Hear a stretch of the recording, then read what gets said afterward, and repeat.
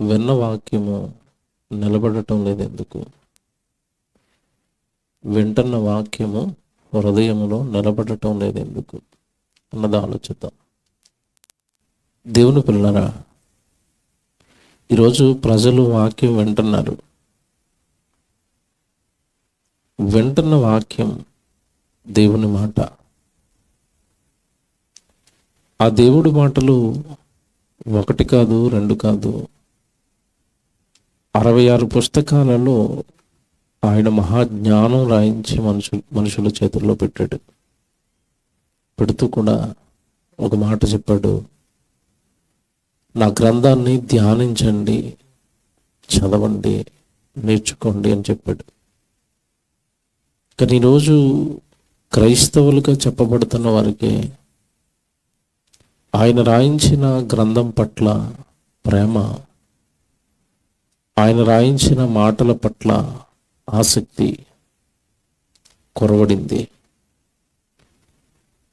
ఎప్పుడైనా వాక్యము విన్నా అది ఆ సభ వరకు పరిమితం అవుతుందే తప్ప, లేదా ఆరాధన వరకు పరిమితం అయిపోతుందే తప్ప, ఆ వింటున్న వాక్యం హృదయంలో నిలబడటం లేదు, ఉండటం లేదు. దేవుడి కోసం నువ్వు బ్రతకాలి అన్న వాక్యం వింటే ఆ రోజు విన్నప్పుడు మాత్రమే అది. బయటికి వెళ్ళిన తర్వాత దేవుడి గురించిన ఆలోచనలు ఉండవు. దేవుడి కోసం నేను పుట్టాను అన్న భయం ఉండదు. ఎవరి జీవితాలు వాళ్ళవి, ఎవరి సుఖాలు వాళ్ళవి, ఎవరి సంతోషాలు వాళ్ళవి, ఎవరి ఆనందాలు వాళ్ళవి. నేను దేవుడిని సంతోషపెట్టడానికి పుట్టాను, నేను దేవుడి కొరకు పుట్టాను, నేను దేవుడి సన్నిధికి దూరం అయిపోతున్నాను అన్న భయం ప్రజల్లో వాక్యం విన్నప్పుడు కలుగుతుంది తప్ప, బయటకు వెళ్ళినప్పుడు ఆ భయం అనేది ఉండటం లేదు. పోనీ ఇది మీకు అర్థం కాకపోతే ఇంకొక ఉదాహరణ చెప్తాను. పాపము చెయ్యొద్దు దేవుడు పదే పదే చెప్తాడు బైబిల్లో. అబద్ధాలు ఆడొద్దు, మోసాలు చేయొద్దు, నీ నోటిని అదుపులో పెట్టుకునండి.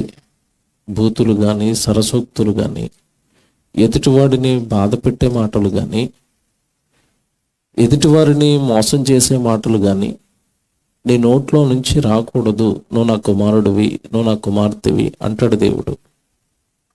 ఆ వాక్యము వింటాం, కానీ బయటికి వెళ్ళిన తర్వాత చాలామంది నోరు విప్పితే అబద్ధాలు, అసూయతో కూడిన మాటలు, అవతల వాళ్ళని బాధ పెట్టేవి, అవతల వాళ్ళని నాశనం చేసేవి, అవతల వాళ్ళు పతనమైపోయే మాటలే మాట్లాడతారు తప్ప బాగు చేసేవి, నిలబెట్టేవి, అవతల వాడు మంచు కోరుకునేవి చాలా తక్కువ మంది మాట్లాడతారు. అంటే వింటున్న వాక్య ప్రకారం మనం బయటికి వెళ్ళి ప్రవర్తించటం లేదు అంటే ఏంటి తేడా, ఏంటి ప్రాబ్లం అన్నది ఈరోజు మనం వాక్యంలో నుంచి ఆలోచిద్దాం. ఎందుకంటే దేవుడు మన జీవితంలో సంభవించేవన్నీ కూడా బైబిల్లో రాస్తాడు. మనం ఎలా నాశనం అయిపోతామో, ఎలా పాడైపోతాం కూడా దేవుడికి తెలుసు. ఒకవేళ మనం బాగవ్వాలి, లేదా నేను అలా పాడవ్వకూడదు, నేను ఆత్మీయంగా బాగుండాలి, దేవుడు కోరుకున్న వాక్యానుసారంగా నేను జీవించాలి అంటే తిరిగి నువ్వు ఎలా జీవిస్తే అది సాధ్యపడుతుందో కూడా బైబిల్లో చెప్తాడు. ఇవన్నీ ఈరోజు మనం ఆలోచిద్దాం. మొదటగా అసలు వాక్యం, దేవుడి మాటలు ఎంత విలువైనవో, ఎంత గొప్పవో మొదట అర్థం కావాలి. అప్పుడే దాన్ని మన హృదయంలో నిలబెట్టుకోవాలనుకుంటాం, మన హృదయంలో దాచుకోవాలనుకుంటాం. ఏమంటే ఈరోజు వాక్యం అనగానే చాలామందికి ఏమర్థమైంది అంటే, ఏముందండి వాక్యమే కదా, బైబిలే కదా, మనం ఏదైనా బుక్ స్టాల్కి వెళ్తుంటే 150 రూపాయలు పెడుతుంటే దొరుకుతుంది కదా, 200 రూపాయలకి బైబిల్ దొరికేస్తుంది కదా, మా సేవకుడు ప్రతి ఆదివారం చెప్తాడు కదా, ఏముంది వాక్యం గొప్పతనం అనుకుంటున్నారేమో. ఈరోజు మీ చేతుల్లోకి వచ్చిన వాక్యం గురించి దేవుడు ఏమంటున్నాడో ఒకసారి బైబిల్ తీయండి. కొలసీలకు రాసిన పత్రిక 1వ అధ్యాయం 25వ వచనం ఒకసారి జాగ్రత్తగా రాసుకోండి. కొలసీలకు రాసిన పత్రిక 1వ అధ్యాయం 24వ వచనం 25వ వచనం. దేవుని వాక్యమును చూసారా, అనగా దేవుడి వాక్యం అనగా అన్నాడు, యుగములలోను తరములలోను మరుగు చేయబడి ఉన్న మర్మమును సంపూర్ణముగా ప్రకటించుటకు మీ నిమిత్తము నాకు అప్పగింపబడిన దేవుని ఏర్పాటు ప్రకారము నేను ఆ సంఘమునకు పరిచారకుడనైతిని అన్నాడు పౌలు గారు. పౌలు గారు సంఘానికి వాక్యం చెబుతూ, మీరు వెంటన్న వాక్యం గురించి మీకు ఏమర్థమైందో నాకు తెలియదు, అది ఎంత గొప్పదో చెప్తానని చెప్తూ అంటున్నాడు, దేవుని వాక్యమును అనగా తరములలోను యుగములలోను మరుగు చేయబడిన మర్మం. అంటే 2000 సంవత్సరాల తర్వాత యేసుక్రీస్తు, 2000 సంవత్సరాల క్రితం యేసుక్రీస్తుల వారు ఈ భూమి మీదకు అడుగు పెట్టబట్టి అసలు మనిషి ఎవరు, మనుషులను పుట్టించిన దేవుడెవరు, ఆ దేవుడి దగ్గరికి మనిషి చేరాలి అంటే భూమి మీద ఎలా బ్రతకాలి, ఈ విషయాలన్నీ కూడా యేసుక్రీస్తుల వారు భూమి మీదకి అడుగు పెట్టడం వలన, యేసుక్రీస్తుల వారు మాట్లాడటం వలన ఈ ప్రపంచానికి తెలిసింది. అందుకే ఆయన ప్రార్థన చెయ్యాలి అన్నప్పుడు, శిష్యులు ప్రార్థన నేర్పమన్నప్పుడు ఏమని ప్రార్థన చేయమన్నాడు? పరలోకమందున్న మా తండ్రి, అంటే దేవుడిని ఏమని పిలవమని చెప్పాడు? తండ్రి. నేను మాట్లాడుతున్నానండి, ప్రపంచంలో ఏ మనిషి అయినా దేవుడు మీకు తండ్రి అవుతాడు అని చెప్పారా? అది చెప్పిన ఒకే ఒక్కడండి యేసుప్రభు. ఆ యేసుప్రభు ఈ లోకానికి రాబట్టి, ఆ యేసుప్రభు సృష్టికర్త తండ్రైన దేవుడి గురించి లోకానికి చెప్పబట్టి, జాగ్రత్తగా వినండి, సృష్టికర్త అంటూ ఒక ఆయన మనకున్నాడు, ఆయన మన తండ్రి, ఆయన మన కొరకు ఈ విశ్వాన్ని కట్టాడు, ఆయన పిల్లలం మనమంతా. మీకు ముందు ఆయన గర్భాన పుట్టిన మొట్టమొదటి జ్యేష్ఠ కుమారుని నేను పరలోకంలో పుట్టిన వాడను, పరలోకము నుండి తండ్రైన దేవుడు మీ వద్దకు నన్ను పంపించాడు. ఇదిగో మీరంతా కూడా పరలోకపు వాసులు, పరలోకానికి తిరిగి వెళ్ళవలసిన వారు. మీరు ఈ లోకానికి వచ్చి ఏం తిందాం, ఏం త్రాగుదాం, ఏం ధరించుకుందాం, ఏ మేడలు కట్టుకుందాం, ఏ మిద్దెలు కట్టుకుందాం, పొలాలు సంపాదించుకుందాం, బంగారం సంపాదించుకుందాం, ఆస్తులు సంపాదించుకుందాం, ఈ లోక సంబంధమైన మాయలో మీరు పడిపోయారు. అసలు నిజానికి మీది లోకం కాదు, మీ కన్నతండ్రి పరలోకంలో ఉన్నాడు, మీ కొరకు ఎదురు చూస్తున్నాడు. ఆయన పరిశుద్ధుడు, ఆయన గర్భాన పుట్టిన మీరు పాపులుగా మారిపోయారు కనుక మిమ్మల్ని పరిశుద్ధులుగా మార్చడానికే నేను ఈ లోకానికి వచ్చాను అని యేసుక్రీస్తుల వారండి ఈ లోకానికి ఈ మర్మం చెప్పేంత వరకు కూడా ప్రపంచానికి దేవుడు తండ్రి అవుతాడు అని, భూమి మీద ఉన్న మనుషులంతా ఆయన పిల్లలు అని, 60-70 ఏళ్ల తర్వాత ఆయన ముందు నిలబడాలి అని, ఆయన దగ్గరకు వెళ్ళాలి అని ప్రభువు చెప్పినంత వరకు ఈ లోకానికి తెలీదు. అందుకే వాక్యం గురించి మాట్లాడితే ఆయన ఏమన్నాడు తెలుసా? అక్కడ దేవుని వాక్యమును అనగా తరములలోను యుగములలోను మరుగు చేయబడిన మర్మం. వాక్యం అంటే ఏంటట? మర్మం. ఒకప్పుడు మర్మం, ఇప్పుడు మర్మాలు అనకండి, మళ్ళీ సబ్జెక్ట్ మారిపోద్ది. ఇప్పుడు మర్మాలు ఏమీ లేవు, అన్నీ ఓపెన్ చేసేసాడు యేసుప్రభు. యేసుప్రభు ఓపెన్ చేయగా మిగిలిపోయినవన్నీ కూడా పరిశుద్ధాత్మ దేవుడు అపోస్తుల ద్వారా ఓపెన్ చేసేసాడు. ఇప్పుడు సీక్రెట్స్ ఏమీ లేవు, ప్రజెంట్ మర్మాలు ఏమీ లేవు. కానీ యేసుక్రీస్తుల వారు ఈ లోకాలకు అడుగు పెట్టక మునుపు మనిషి జీవితానికి సంబంధించినవన్నీ కూడా సీక్రెట్గా ఉండిపోయాయి. మేము ఎందుకు పుట్టాం తెలీదు, ఎందుకు 60-70 ఏళ్ళు బ్రతుకుతున్నారు తెలీదు, చచ్చిపోయిన తర్వాత ఎక్కడికి వెళ్ళిపోతారు తెలీదు, ఒకవేళ దేవుడు ఉంటే ఆ దేవుడిని మేము చేరాలి అంటే ఎలా బ్రతకాలి తెలీదు. ఎందుకంటే ఆ రోజు ధర్మశాస్త్రం అనేది ఒక్క ఇశ్రాయేలు దగ్గర ఉంది తప్ప ప్రపంచం మొత్తానికి అసలు దేవుడి మాట లేదు, దేవుడి వాక్యము లేదు, దేవుడిని తండ్రిని పిలుచుకునే భాగ్యము లేదు. ఆ భాగ్యాలన్నీ కూడా యేసుక్రీస్తుల వారు కలిగించాడు ఈ ప్రపంచ మానవాళికి. నేను ఈ సందర్భాన్ని ముందే ఎందుకు చెప్తున్నానంటే, మీకు దేవుని వాక్యము ఒకప్పుడు మరుగు చేయబడి ఇప్పుడు నిజంగా ఆ మర్మం అంతా ఓపెన్ అయిపోయి 66 పుస్తకాలుగా మనుషుల మధ్యలోనికి దేవుడు తీసుకురావడానికి దేవుడు పడిన కష్టాలు అన్నీ ఇన్ని కాదండి. ఈ వాక్యము ప్రజల చేతుల్లోనికి తీసుకురావడానికి దేవుడు పడిన కష్టాలు, ఆ వాక్యము తీసుకువెళ్ళాలి అన్న దేవుడి ప్రణాళికను నెరవేర్చడానికి భూమి మీద బలైపోయిన వారు చాలామంది ఉన్నారు. మీరు ఎప్పుడు కూడా బైబిల్ చదువుతున్నప్పుడు ఒకటే గుర్తుపెట్టుకోవాలి, ఏ ప్రవక్త పుస్తకం చదువుతున్నా ఆ ప్రవక్త తన ప్రాణాన్ని, తన జీవితాన్ని పణంగా పెట్టబట్టి ఆ ప్రవక్త ద్వారా దేవుడు మాట్లాడించిన మాటలు నీ చేతుల్లోకి వచ్చాయి. పత్వాసు ద్వీపంలో యోహాను గారు చెరలోనికి వెళ్ళిపోయాడు. మీకు తెలియదు కదా, అది ఒక రకంగా చెప్పాలంటే అండమాన్ జైలు అంటారు కదా, మనకి ఇప్పుడు అర్థమయ్యే భాషలో చెప్పాలంటే అండమాన్ జైల్లో వేసేస్తారు కదా. అలా పత్వాసు ద్వీపంలో యోహాను గారిని ఎవడు అక్కడ బంధించేస్తే ఆ చివరి క్షణాల్లో చనిపోయే ముందు ఆయన ప్రకటన గ్రంథం రాశాడు.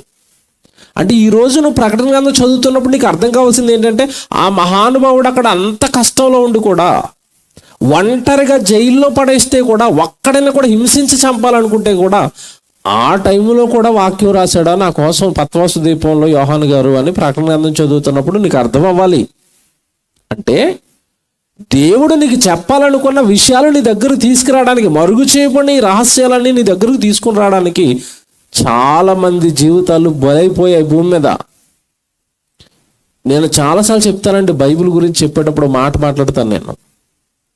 మీరు బైబిల్ చదువుతున్నప్పుడు, బైబిల్లో ఉన్న వాక్యాలు చదువుతున్నప్పుడు ఈ నల్లటి అక్షరాల వెనక ఎర్రటి రక్తపు మరకలు ఉన్నాయి.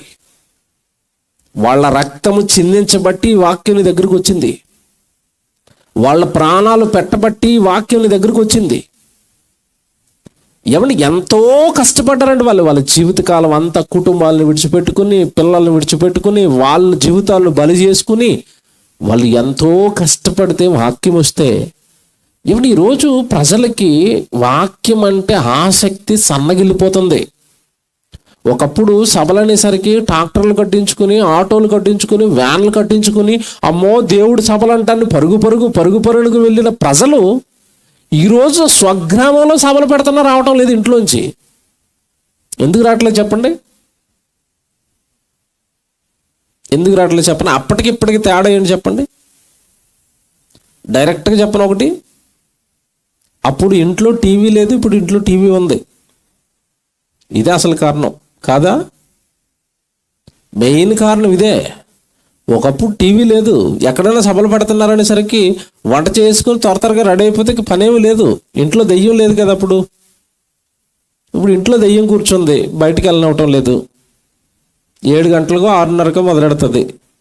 కార్తీక దీపం అంటది, మొగల్ రేపులు అంటది, జబర్దస్తులు అంటది, ఇంకా పటాసులు అంటది, అగ్నిగుండాలు అంటది, మేఘాలయాలు అంటది. ఇంకెక్కడ తీరిక, ఇంకెక్కడ ఖాళీ. సభల ప్రార్థన ఏం వెళతావులే, మిస్ అయిపోతావు కదా ఈరోజు ఎపిసోడ్ అంటది. ఈరోజు పరిస్థితి ఎలా మారిపోయిందంటేనండి, గురువారం రోజు, శుక్రవారం రోజు సభలు పెడితే ప్రజలు రావటం లేదట, క్రైస్తవులే. మా పాస్టర్ గారు బాధపడుతూ చెప్తున్నాడు నా చెవిలో, గురువారం రోజు ఎందుకు రావటం లేదు అంటే, గురువారం శుక్రవారం జబర్దస్త్ వస్తుందట. నాకు తెలియదు మరి అవి కరెక్టేనా రోజులు.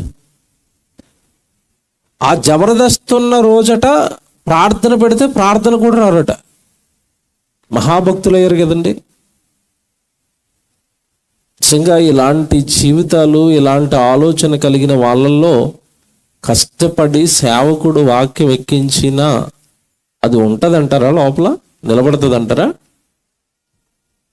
మేము చాలా మందిని అనుభవపూర్వకంగా చూస్తూనే ఉండే, వింటారు, వాక్యం బాగుంది అంటారు.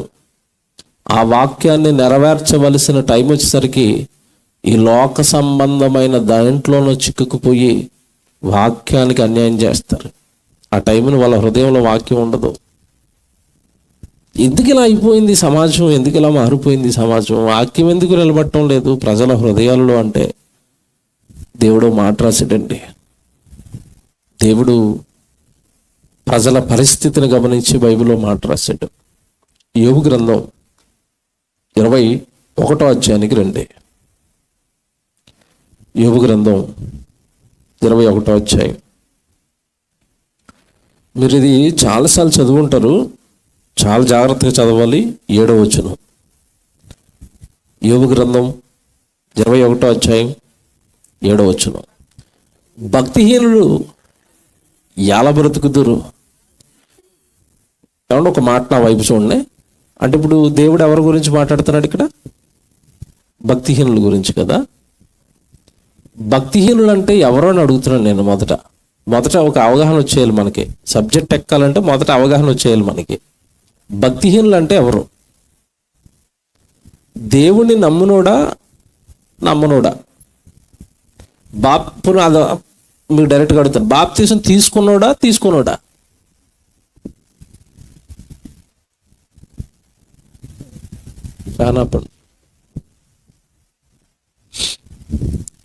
భక్తిహీనుడు అంటే బాప్తిస్మము తీసుకున్నవాడా తీసుకోననివాడా? ముందే చెప్తాం, ముందే మాట్లాడుకుందాం, తర్వాత వెళ్దాం అక్కడికి. మీరు సైలెంట్గా ఉంటారు. భక్తిహీనుడు అంటే అర్థం అవ్వలేదు మీకు. పోనీ ఒకటి మీకు అర్థమైతే అడుగుతాను.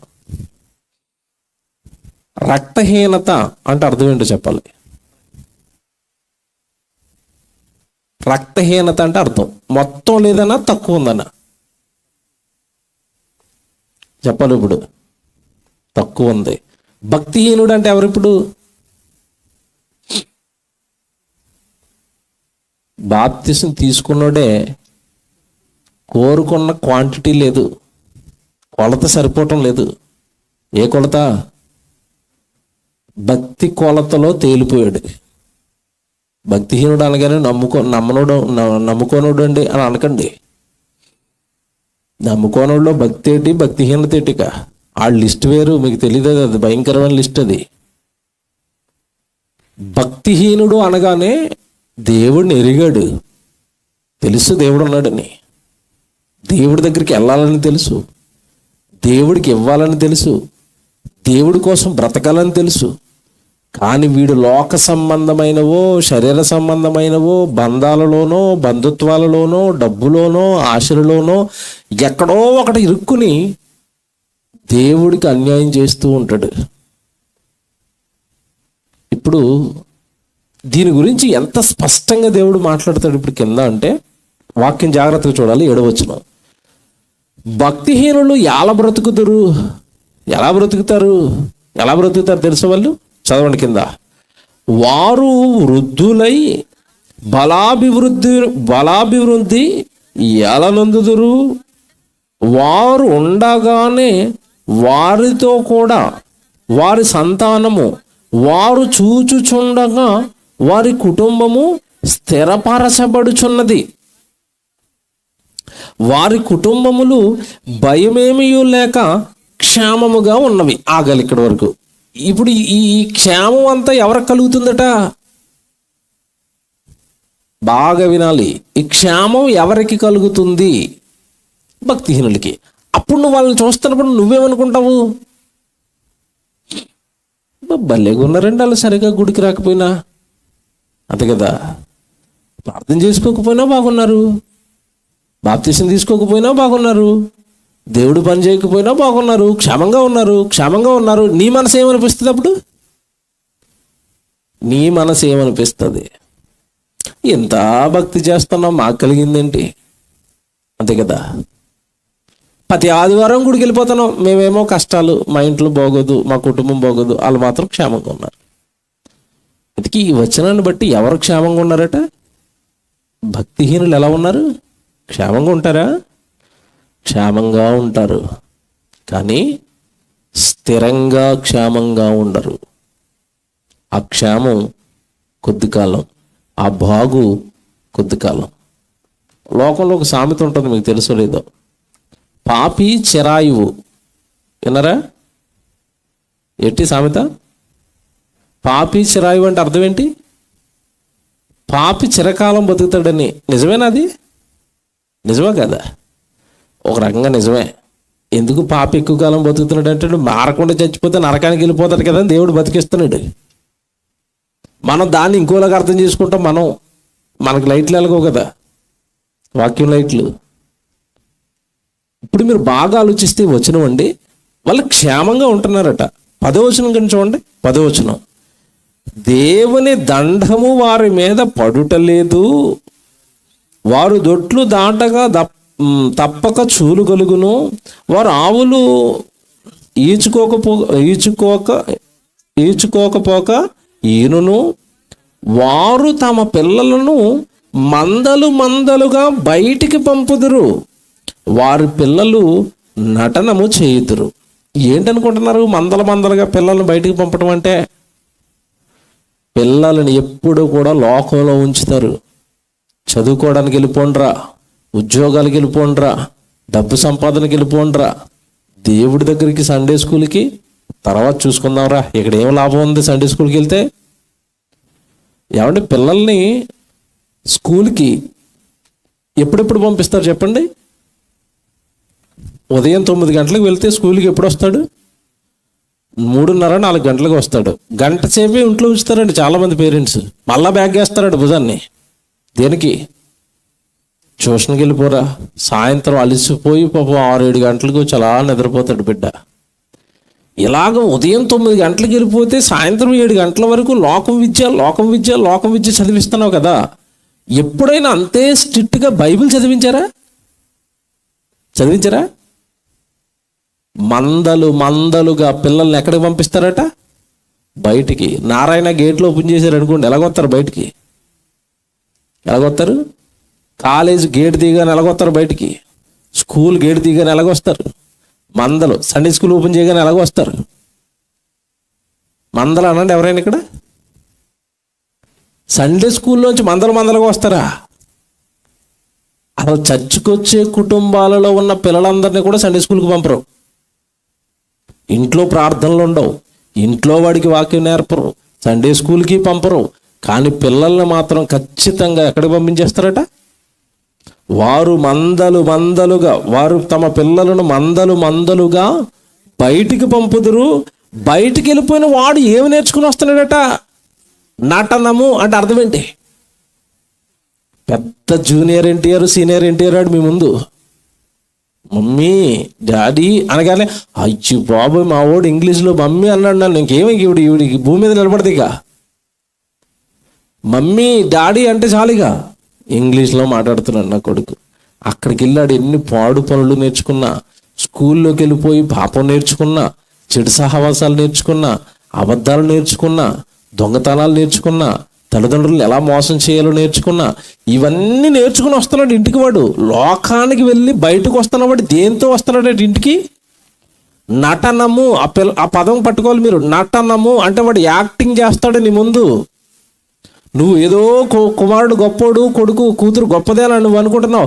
వీడు ఎంతటి గొప్పవాడయ్యాడో నీకు అర్థం కావాలంటే కరెక్ట్గా వాడికి మ్యారేజ్ అయ్యే టైం రావాలా.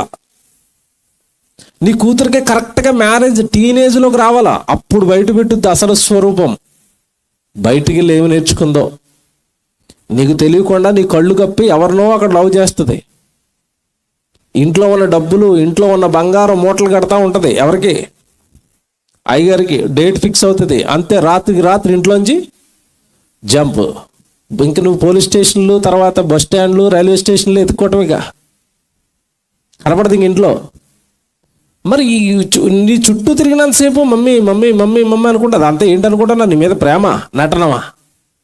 లోకం యాక్టింగ్ నేర్పిస్తుంది. మళ్ళీ చెప్తున్నాను, లోకం నటించటం నేర్పిస్తుంది, దేవుడు జీవించటం నేర్పిస్తాడు. మళ్ళీ చెప్తున్నాను, జాగ్రత్తగా వినండి. లోకం నటన నేర్పిస్తుంది, దేవుడు యథార్థంగా జీవించటం నేర్పిస్తాడు. లోకం పైన పెట్టిన దృష్టి మనం దేని మీద పెట్టలేదు? దేవుడి మీద, వాక్యం మీద పెట్టలేదు. మన జీవితాలు అందుకే అలా ఉండిపోయాయి, మన పిల్లల జీవితాలు కూడా అందుకే అలా ఉండిపోయాయి. ఇప్పుడు ఇదంతా ఎందుకు చెప్తున్నాడు దేవుడు తెలుసండి. సంబంధం లేకుండా దేవుడు ఎందుకు మాట్లాడు? అసలు వీళ్ళు గ్యాప్ లేకుండా ఉన్నారట లోకంలో. పంటలు వేసుకోవాలి, తర్వాత మా మందలని బాగా డెవలప్ చేసుకోవాలి, మా పిల్లల్ని లోకంలోకి పంపించుకోవాలి, వాళ్ళతో యాక్టింగ్లు నేర్పించుకోవాలి, విద్య నేర్పించుకోవాలి, డబ్బు సంపాదన నేర్పించుకోవాలి అని అసలు లోకంలో ఫుల్ బిజీగా ఉన్నారట వీళ్ళు. లోకంలో చాలా బాగున్నారట. కుటుంబాలు క్షేమంగా ఉన్నాయట. ఎవరింతకి ఇలా ఉన్నది చెప్పండి? ఇలా ఉంటున్న వాళ్ళందరినీ ఎవరంటున్నాడు? భక్తిహీనులు. ఏమంటే భక్తిహీనులు ఇలా ఉంటే మరి వాళ్ళకి వచ్చే ప్రమాదం ఏంటి చెప్తాడు చూడండి. కిందకి వెళ్ళేసరికి 11వ వచనం, వారు తమ పిల్లలను మందలుగా బయటకు పంపుదురు, వారి పిల్లలు నటనము చేయుదురు. 12వ వచనం, తంబుర స్వరమండలములు పట్టుకొని వాయించుదురు, సానిక నాదము విని సంతోషించుదురు. ఇవేంటనుకుంటున్నారు?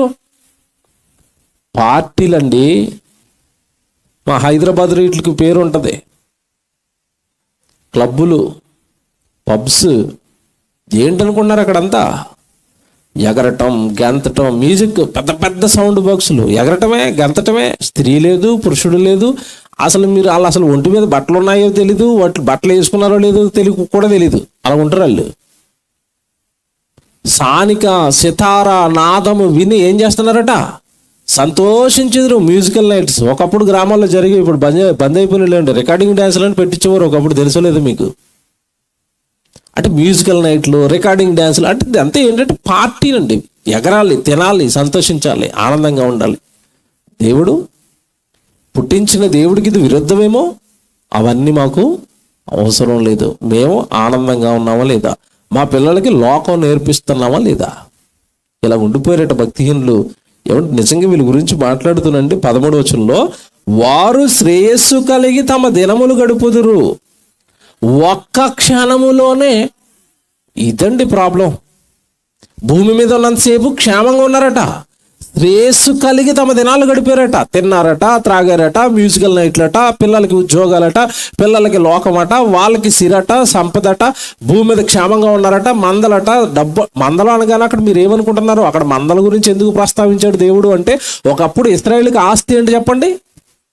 గొర్రెల మందలు, మేకల మందలు, ఒంటెలు, ఎద్దులు, పశువులే వాళ్ళ ఆస్తి. వీళ్ళు ఆస్తిని అంటే ఈ సంపదను డెవలప్ చేసుకోవాలి, పిల్లలకి లోకాన్ని నేర్పాలి. డబ్బు, ఉద్యోగం, డబ్బు. జీవితాన్ని ఇచ్చింది దేవుడు, మాకు పట్టదది. నీకు అసలు ఈ భూమి మీద నువ్వు నీతో పాటు 3 కోట్ల శుక్రకణాలు వస్తే వాళ్ళు ఎవరినే కాదనుకొని తండ్రి గర్భంలో ఆ పరుగు పందెంలో నిన్ను గెలిపించింది దేవుడు. నీకు రూపం ఇచ్చింది దేవుడు. భూమి మీదకి తల్లి గర్భం నుంచి తీసుకొచ్చింది దేవుడు. నిన్ను కన్నది దేవుడు. నీ మీద ఆశలు పెట్టుకున్నది దేవుడు. నువ్వు రావాలి అని ఎదురు చూసింది దేవుడు. ఇవన్నీ మాకొద్దు, లోకం కావాలి మాకు. ఇలా శ్రేయస్సు కలిగి డబ్బని, ఉద్యోగమని, మనుషులని, సిరాన్ని, సంపదని, ఏమండి సంతోషాలని చెప్పి చచ్చిపోతారట. వారు శ్రేయస్సు కలిగి, ఎవడొక మాట్లాడుతాను ఇక్కడ. అసలు యాజ్ పర్ బైబిల్ అండి, భక్తుడు సుఖంగా ఉంటాడా, భక్తిహీనుడు సుఖంగా ఉంటాడా? వాక్యాన్ని బట్టి అడుగుతున్నాను నేను. లాజరు సుఖంగా ఉన్నాడా, ధనవంతుడు సుఖంగా ఉన్నాడా? ఇవి అర్థమైపోతుంది మీకు. ఎవరు సుఖంగా ఉన్నారు? మనమేమనుకుంటాం? భూమి మీద ఎవడంగా సుఖంగా ఉంటే మనమేమనుకుంటాం? కారులో తిరుగుతున్నాడు అనుకోండి, పొలం ఉందనుకోండి, హ్యాపీగా ఉన్నారనుకోండి, వాళ్ళ ఇంట్లో రోజు మ్యూజిక్ డ్యాన్సులు జరుగుతున్నాయి అనుకోండి, మనం ఏమనుకుంటాం చెప్పండి? దేవుడు ఆ కుటుంబమును ఆశీర్వదించాడు అంటారు. ఆశీర్వదించాడా? పాతాళానికి సిద్ధం చేస్తున్నాడా? భూమి మీద క్షేమంగానే ఉన్నారట. వారు శ్రేయస్సు కలిగి తమ దినములు గడుపుదురు, ఒక్క క్షణంలో. ఎక్కడికి వెళ్ళారట? పాతాళం. పాతాళం అంటే ఏంటి? పాతాళం అంటే ఏంటి? పాతాళ లోకం ఎలాగుంటుంది? నేను చాలా రోజులు ఆలోచించానండి. వీళ్ళ భూమి మీద డ్యాన్స్ చేశారు కదా దేవుడిని విడిచిపెట్టి. మరి పాతాళానికి వెళ్ళిపోయిన తర్వాత కూడా ఏమయ్యాలి? డ్యాన్స్ చేయాలి. డ్యాన్స్ చేయాలంటే చుట్టూ ఏముండాలి? ఇక్కడ మ్యూజిక్ పెట్టుకున్నారు కనుక అక్కడ దేవుడు పెట్టిన మ్యూజిక్ వేరు. అగ్గి మీద నిలబడితే ఎలాగుంటుంది డ్యాన్స్? మిమ్మల్ని నిండు టెండర్లో మే నెలలో తార్ రోడ్డు మీద వదిలేస్తే ఎలాగుంటుంది మీకు? బ్రేక్ డ్యాన్సే కదండి. భూమి మీద దేవుడిని విడిచిపెట్టి డ్యాన్సులు వేయించినందుకు అక్కడ అగ్గితో బ్రేక్ డ్యాన్సులు వేస్తున్నాడు దేవుడు. చాలామందికి ఇది అర్థం అవ్వక, వీళ్ళు క్షేమంగా ఉన్నారండి, వీళ్ళు డబ్బులు సంపాదించుకుంటున్నారండి, వీళ్ళకి ఆస్తి వస్తుందండి, వీళ్ళ కుర్రాడికి బెంగళూరులో ఉద్యోగం వచ్చిందటండి, వీళ్ళ అమ్మాయి అమెరికాలోకి వెళ్ళిపోయి సెటిల్ అయిపోయిందట. ఎందుకు? పాతాళానికి పోవడానికా? చాలా మందికి దేవుడు బైబిల్లో చెప్పినా కూడా అర్థం అవ్వలేదు. క్షేమము అనగానే, ఆశీర్వాదము అనగానే లోకము కాదు. మళ్ళీ చెప్తున్నాను, లోకము కాదు. బైబిల్ ప్రకారం, బైబిల్లో భక్తిగా బ్రతికిన ప్రతి భక్తుడికి కష్టాలే వచ్చాయి, శ్రమలే వచ్చాయి. మీరు అందుకే తిమోతి పత్రిక చదువుకున్నప్పుడు 3:12 ఒక మాట అంటాడు, క్రీస్తు యేసునందు సద్భక్తితో బ్రతకనుద్దేశించు వారు అందరూ హింస పొందుదురు అని ఉంటుంది. ఎగ్జాక్ట్గా నేను చెప్పినట్టే ఉంటుంది, అక్కడ చదువుకోండి కావాలంటే. తిమోతికి రాసిన 2వ పత్రిక 3వ అధ్యాయం 12వ వచనం చూడండి. తిమోతికి రాసిన 2వ పత్రిక 3వ అధ్యాయం 12వ వచనం. క్రీస్తు యేసునందు సద్భక్తి. ఏమండి, అందరి భక్తి పరులకు రాదట ఇది. భక్తి పరుల్లో వీళ్ళు వేరయ్యా, సద్భక్తి పరులు వేరు. సద్భక్తి అంటే వాక్య సంబంధమైన భక్తి, నీ గుడ్డి భక్తి కాదు, నువ్వు అనుకున్న భక్తి కాదు. మనం అనుకునే భక్తి వేరండి, దేవుడు చెప్పిన భక్తి వేరండి. మనం అనుకుంటున్న విశ్వాసం వేరు, దేవుడు చెప్పిన విశ్వాసం వేరు. మనం దేవుడు నమ్ముతున్నది వేరే, దేవుడు నమ్మమన్నది వేరే. ఇవన్నీ అసలు బైబిల్లోకి వెళ్తేనండి అసలు మన భక్తి జీవితం అంతా తేలిపోయింది. క్రీస్తు యేసునందు సద్భక్తి అనగా వాక్యంలో దేవుడు ఏదైతే చెప్తున్నాడో, సద్భక్తి అనగానే సత్యము అనగానే వాక్యము, వాక్య సంబంధమైన భక్తి కనుక నీలో ఉంటే అలా బ్రతుకుతున్న ప్రతి ఒక్కడికి ఏమొస్తుందట? అక్కడ మీరు ఒక పదం చూస్తున్నారో లేదో, సద్భక్తితో బ్రతకనుద్దేశించి వారు. బ్రతకాలి, వాక్యం ప్రకారం నేను బ్రతకాలనుకుంటే శ్రమలు. వాక్యము వింటాను, చప్పట్లు కొడతాను, విడిచిపెడతాను అన్నవాడికి ఏ శ్రమ ఉండదు, వాడు హాయిగా ఉంటాడు. మళ్ళా చెప్తాను, జాగ్రత్తగా వినాలి. వాక్యము వింటే శ్రమలు రావు. వాక్యమును బైబిల్ చదువుకుంటే శ్రమలు రావు. ప్రార్థన చేసుకున్నా శ్రమ రాదు, నువ్వు గుడికి వెళ్ళినా శ్రమ రాదు. శ్రమ వచ్చేది ఎప్పుడో తెలుసా? గుడిలో చెప్పిన వాక్యాన్ని నేను పాటిస్తాను అని పాటించు,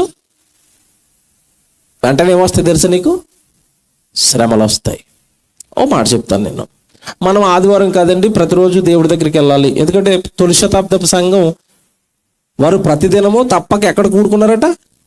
దేవాలయంలో కూడుకున్నారు. వాళ్ళు ప్రతిదినం కూడుకున్నారు కదా, సమయమందును అసమయమందును వాక్యమును ప్రకటించమని బైబిల్లో ఉంది కదా, నేను పాటిస్తాను అని ప్రతిరోజు మీరు గుడికి రండి. ఇంట్లో వాళ్ళు ఊరుకుంటారా చెప్పండి? ఊరుకుంటారా? ఆదివారం గుడికి వెళ్ళిరా, నేనేమన్నాను, సోమవారం వెళ్ళామంటే కుదరదు. ఎందుకు కుదరదు అని అడుగుతున్నాను నేను. ఎవరికి కుదరదని అడుగుతున్నాను. ఎవరికి కుదరదో తెలుసా? అపవాదికి కుదరదు. అపవాది నీ దగ్గరికి డైరెక్ట్గా వస్తుందా? బాబు నా పేరు సైతాను, నువ్వు గుడికి వెళ్ళినా కుదరదు అంటదింటి. నీకు ఇష్టమైన వాళ్ళనో నువ్వు ఎవరి మాట వింటావో వాళ్ళలోనికి వస్తుంది. మీ అమ్మ మాట వింటున్నావు అనుకోండి, మీ అమ్మ అంటది సోమవారం వెళ్ళినా కుదరదు, మంగళవారం వెళ్ళినా కుదరదు, ఆదివారం వెళ్ళిరాపో. మీ నాన్న మాట అంటే నువ్వు భయం అనుకోండి, మీ నాన్న. మీ ఫ్రెండ్ మాట వింటావు అనుకోండి, ఫ్రెండ్. ఆఫీస్లో మీ బాస్ మాట వింటావు అనుకోండి, బాస్. ఎవరో ఒక రూపంలో నువ్వు దేవుడి కొరకు బ్రతకనివ్వకుండా నేను ఆపేస్తుంది. అదే చెప్తున్నాడు అక్కడ, క్రీస్తు యేసునందు సద్భక్తితో. ఆ పదం తర్వాత పదం ఏంటి? బ్రతకాలి. బ్రతకాలి, వాక్య ప్రకారం బ్రతకాలి అంటే కుదరదంట దెయ్యం. వాక్యం విను, నాకేమో నో ప్రాబ్లం. బైబిల్ చదువుకుంటావా? నువ్వు ఎంతసేపు చదువుకున్నా నేనేమన్నావు? నేను మళ్ళీ చెప్తున్నానండి, ఇవన్నీ ప్రాక్టికల్గా ఆలోచించండి. మీరు గంటల తరబడి గదిలో కూర్చొని బైబిల్ చదువుకోండి, దెయ్యం మిమ్మల్ని ఏం చేయదు. మీరు ఓన్లీ గుడికి వెళ్ళి వచ్చేస్తా ఉండండి, దెయ్యం అసలు మిమ్మల్ని ఏమి చేయదు. నేను సువార్త చేస్తాను, సువార్త చేయమన్నాడు కదా ప్రభు, నేను పక్కూరు గ్రామానికి సువార్తకి వెళ్తానని ఒకరోజు వెళ్ళరండి. మీ ఇంట్లో గొడవ అయిపోతే నన్ను అడగండి. అందరూ దేవుడు మీటింగ్లు పెడుతున్నారు కదా, నేను దేవుడు మీటింగ్ పెడతాను, ఒక్క మీటింగ్ పెట్టండి. మీరు ఈ ఊర్లో కానీ పక్క ఊర్లో కానీ ఎన్ని నిందలు వేస్తో తెలుసా, ఎన్ని హింసలు పెడతా తెలుసా, ఎంతమందితో తప్పుడుగా మాట్లాడిస్తుందో తెలుసా, ఎన్ని రకాలుగా నిన్ను బాధపడతా తెలుసా. ఇది మీకు తెలియదు, కన్వీనర్లు అడగల. మీటింగ్లు పెడుతున్న వాళ్ళు అడిగితే చెప్తారు వాళ్ళు. పిండేస్తుంది. విను, నేనేమన్నాను, చేస్తానంటే మాత్రం కుదరదు, ఊరుకోను. క్రీస్తు యేసునందు సద్భక్తితో బ్రతకనుద్దేశించి వారికి ఏమొస్తాయట? హింసలు వస్తాయి. వినోదలేస్తానంటే హాయిగా ఉంటాం. విని వదిలేస్తున్నప్పుడు మనకేమనిపిస్తుంది తెలుసా? నేను ఆదివారం గుడికి వెళ్ళి వస్తాను, నేను భక్తుడినే. భక్తుడువా? ఎవడైనా మాట్లాడుతానండి, మీ పిల్లోడు స్కూల్కి వెళ్తున్నాడు, అసలు ఒక్కరోజు కూడా స్కూల్ మానేయడు. జాతకినాలు నాకు. అసలు మీ పిల్లోడు ఒక్కరోజు కూడా స్కూల్ మానండి, తెల్లవారు లేగానే బాక్స్ కట్టుకుని స్నానం చేసి చక్కగా టై వేసుకుని బట్టలు వేసుకుని షూ వేసుకుని వెళ్ళిపోతున్నాడు. రోజు వెళ్ళిపోతాడు, రోజు వచ్చేస్తాడు, రోజు వెళ్ళిపోతాడు, రోజు వచ్చేస్తాడు. స్కూల్లో కానీ ఇంటి దగ్గర కానీ ఎప్పుడు పుస్తకం తెరవడం, చదవటం కానీ రాయటం కానీ ఇలాంటి అలవాట్లు ఏమీ లేవు అయ్యగారికి. పరీక్షలు వచ్చినప్పుడు ఏమైపోతాడు నాకు చెప్పాలి. ఇప్పుడు మీరంటారు 7వ తరగతి వరకు పాస్ అయిపోతాడండి. నిజమే, 7వ తరగతి వరకు గెంటుకు వస్తాడు. ఎందుకు? అక్కడ వరకు ఏముండవు, పబ్లిక్ పరీక్ష ఉండదు, అటెండెన్స్తో గెంటుకుని వస్తాడు. ఈ మధ్యకాలంలో ఫెయిల్ అయిపోతున్నారని ఆ గేట్ కూడా ఎత్తేసారు. ఏ గేటు? ఒకప్పుడు 7వ తరగతి దగ్గర ఆపేసేవారు ఈ హాజరు బ్యాచ్ని అంతా, అక్షరాలు వాళ్ళందరినీ, చదువుకునే వాళ్ళందరినీ. ఇంక ఇక్కడే ఆపేస్తుంటే అక్కడ వరకు ఎవరు రావట్లేదు, ఈ గేట్ ఎత్తేసారు. ఇప్పుడు పొలోమని అక్కడికి వచ్చేస్తున్నారు. ఎక్కడికి? 10th క్లాస్ దగ్గరికి. అక్కడ పబ్లిక్ ఎగ్జామ్ అనగానే వీడు ఎప్పుడు పుస్తకాలు తీసిన బ్యాచ్ కాదు కదా, అక్కడ అటు ఇటు చూస్తూ ఉంటాడు గోడలు. అక్కడ ఆడ ఎవడన్నా దయతేల్చి ఏమైనా స్లిప్ ఇస్తేనో చూపిస్తేనో గట్టెక్కుతుంది ఇది, లేదంటే ఫెయిల్. నేను ఇది చెప్పాను తెలుసండి. వీడు మరి ప్రతిరోజు వెళ్ళిపోయాడు కదా స్కూల్కి, పాస్ అయిపోయి కలెక్టర్ అయిపోయాడా? ఎందుకు కావాలో చెప్పాలి నాకు ఇప్పుడు. వెళ్ళాడు, చదివింది లేదు, నేర్చుకున్నది లేదు. నువ్వు గుడికి వెళ్తున్నావు, వింటావు, ఎప్పుడైనా దాన్ని పాటించటానికి ప్రయత్నించావా? చేయడానికి ప్రయత్నించావా? చేస్తే హింసలు వస్తాయి. ఏమంటే మరి ప్రజలు తండోపతండాలుగా వాక్యం వినడానికి వెళుతున్నారు కదంటే, ఎందుకు వెళుతున్నారో తెలుసండి. ఎందుకు వెళుతున్నారో తెలుసా? మనసుల్లో ఏముందో తెలుసా? యెహెజ్కేలు గ్రంథం తీయండి. యెహెజ్కేలు గ్రంథం 33వ అధ్యాయం 31వ వచనం చూడండి.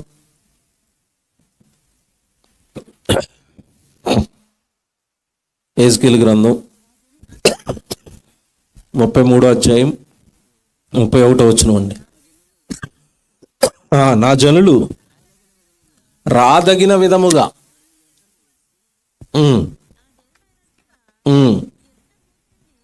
ఏమండి జనులు ఎలా వస్తారట? నాకు అక్కడ భలే అనిపించిందండి ఆ పదం. ఎలా రాయించాడు చూసారు దేవుడు? నా జనులు రాదగిన విధముగా. నువ్వు ప్రసంగం చెప్తున్నప్పుడు యెహెజ్కేలు ప్రవక్త నీ దగ్గరికి వస్తారు. వాళ్ళు రాదగిన విధంగా అంటే గుడికి ఎలా రావాలో అలాగే వస్తారు. ఎలాగొస్తారు గుడికి? ఎలాగొస్తారు? చక్కగా స్నానం చేసి మంచి బట్టలు వేసుకుని బైబిల్ చేతిలో పట్టుకుని ఎంత భక్తిపరుడు వస్తున్నట్టుగా వస్తారు. ప్రజలు వస్తున్నారట. అలాగా వచ్చి వాక్యం చెప్తున్న ప్రవక్త దగ్గర కూర్చుంటున్నారట. ఇశ్రాయేలు గురించి చెప్తున్నాడండి. ఆ తర్వాత ఏం చేస్తున్నారు?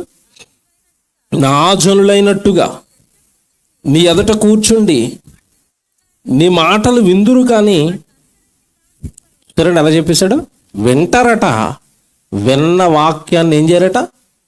అనుసరించి ప్రవర్తింపరు. ప్రవర్తన అంటే ఇప్పుడు దేవుడు కోరుకుంటున్నది వింటమా, ప్రవర్తన కోరుకుంటున్నాడా? విన్న వాక్యము ప్రకారం మీరు ప్రవర్తించండి. గుడిలో విన్న వాక్యం ప్రకారం ఇంటికి వెళ్ళి ప్రవర్తించండి. గుడిలో విన్న వాక్యం ప్రకారం నువ్వు బయటికి వెళ్ళిన తర్వాత నువ్వు అలా బ్రతకాలి, ప్రవర్తించాలి.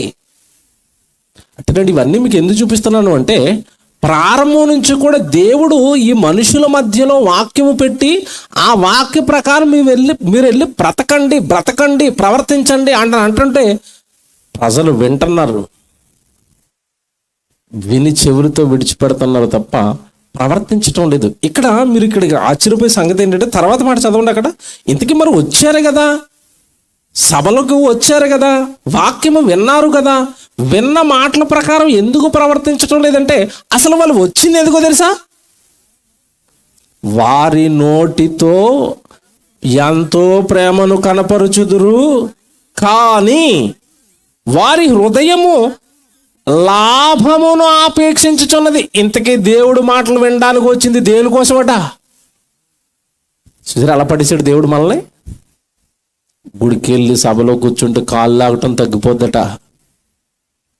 గుడికి వెళ్ళి సభలో కూర్చుంటే మా పిల్లోడు పరీక్షలు పాస్ అయిపోతాడట.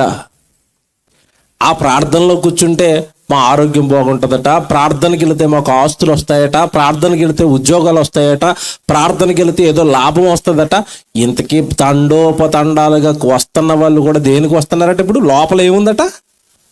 లాభమును ఆపేక్షించుచున్నది. అది చూసారా? ఇప్పుడు ఇంతకీ దేవుడు వాక్యం చెప్పిస్తున్నదేమో బ్రతుకులను దిద్దడానికి, బాగు చేయడానికి, పరలోకం నడిపించుకోవడానికి. కానీ ప్రజలు జరుగుతున్న మహాకార్యక్రమం కొరకు ఎలాగ ఆలోచించారంటే, వెళ్ళి వింటే మాకు ఏ లాభం కలుగుతుంది. వాక్యాన్ని కూడా, సభలను కూడా, దేవుడి సన్నిధిని కూడా దీనిగా మార్చేశారు ప్రజలు. అంటే లాభ నష్టాలు దేంట్లో ఆలోచిస్తారు చెప్పండి? లాభము నష్టము ఎక్కడ ఆలోచిస్తారు? వ్యాపారం. అంటే ఇప్పుడు దేవుడితో ఏం చేస్తున్నారు ప్రజలు? వస్తే మాకేంటి లాభం? ఏంటో చెప్పండి. ఈ లోక సంబంధమైన లాభాలు ఏమి ఉండవండి. మీ ఆత్మకు లాభం, మరో జీవితానికి లాభం, భూమి మీద మరలా చెప్తున్నాను, క్షేమంగా ఉండడానికి లాభం. దేవుడు మీరు అనుకునే డబ్బు, ఆ వ్యాపారము, ఆస్తులు, ఈ లాభాలు కాదు. నీ బ్రతుకు బాగుంటుంది. మళ్ళీ చెప్తున్నాను, బ్రతుకు బాగుంటుంది. నాకు తెలిసిన ఒక సంఘటన చెప్తాను, జాగ్రత్తగా వినండి. నా నిజ జీవితంలో జరిగిందండి ఇది. నేను ఒక చోట సభలకు వెళ్ళాను. సభలకు వెళ్ళే టైంకి అండి, వాళ్ళ ఊర్లో పక్కన సభలు జరుగుతున్నాయి.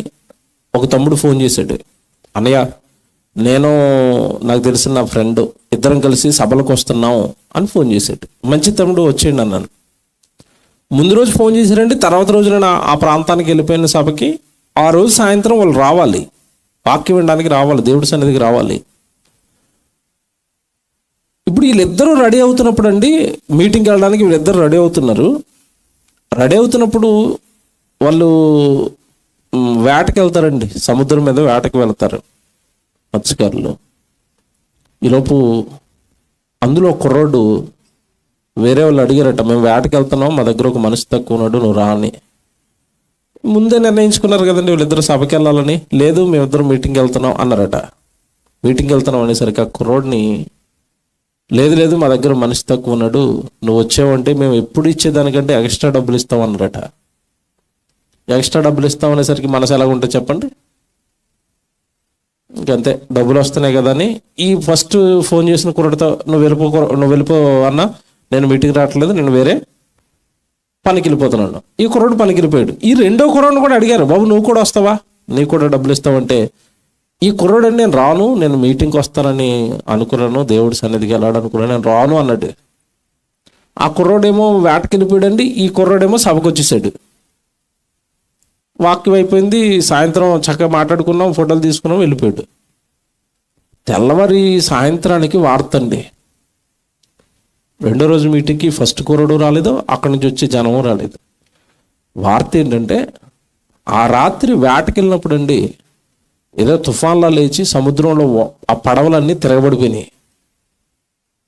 సుమారు 4-5 చనిపోయారండి, ఈదుకొని బయటికి రాలేక. అందులో ఈ మీటింగ్కి వస్తానని అక్కడికి వెళ్ళిపోయిన కుర్రోడు కూడా ఉన్నాడు, చనిపోయాడు. నేను మాట్లాడుతున్నానంటే, దేవుడి సన్నిధికి వస్తానన్న కుర్రోడు కరెక్ట్గా ఆ రోజు దేవుడి సన్నిధికి వచ్చేసి ఉంటే మరణించేవాడా మీరు చెప్పండి? ఇప్పుడు దేవుడి సన్నిధి ఈ ఫస్ట్ కుర్రోడిని కాపాడిందా లేదా?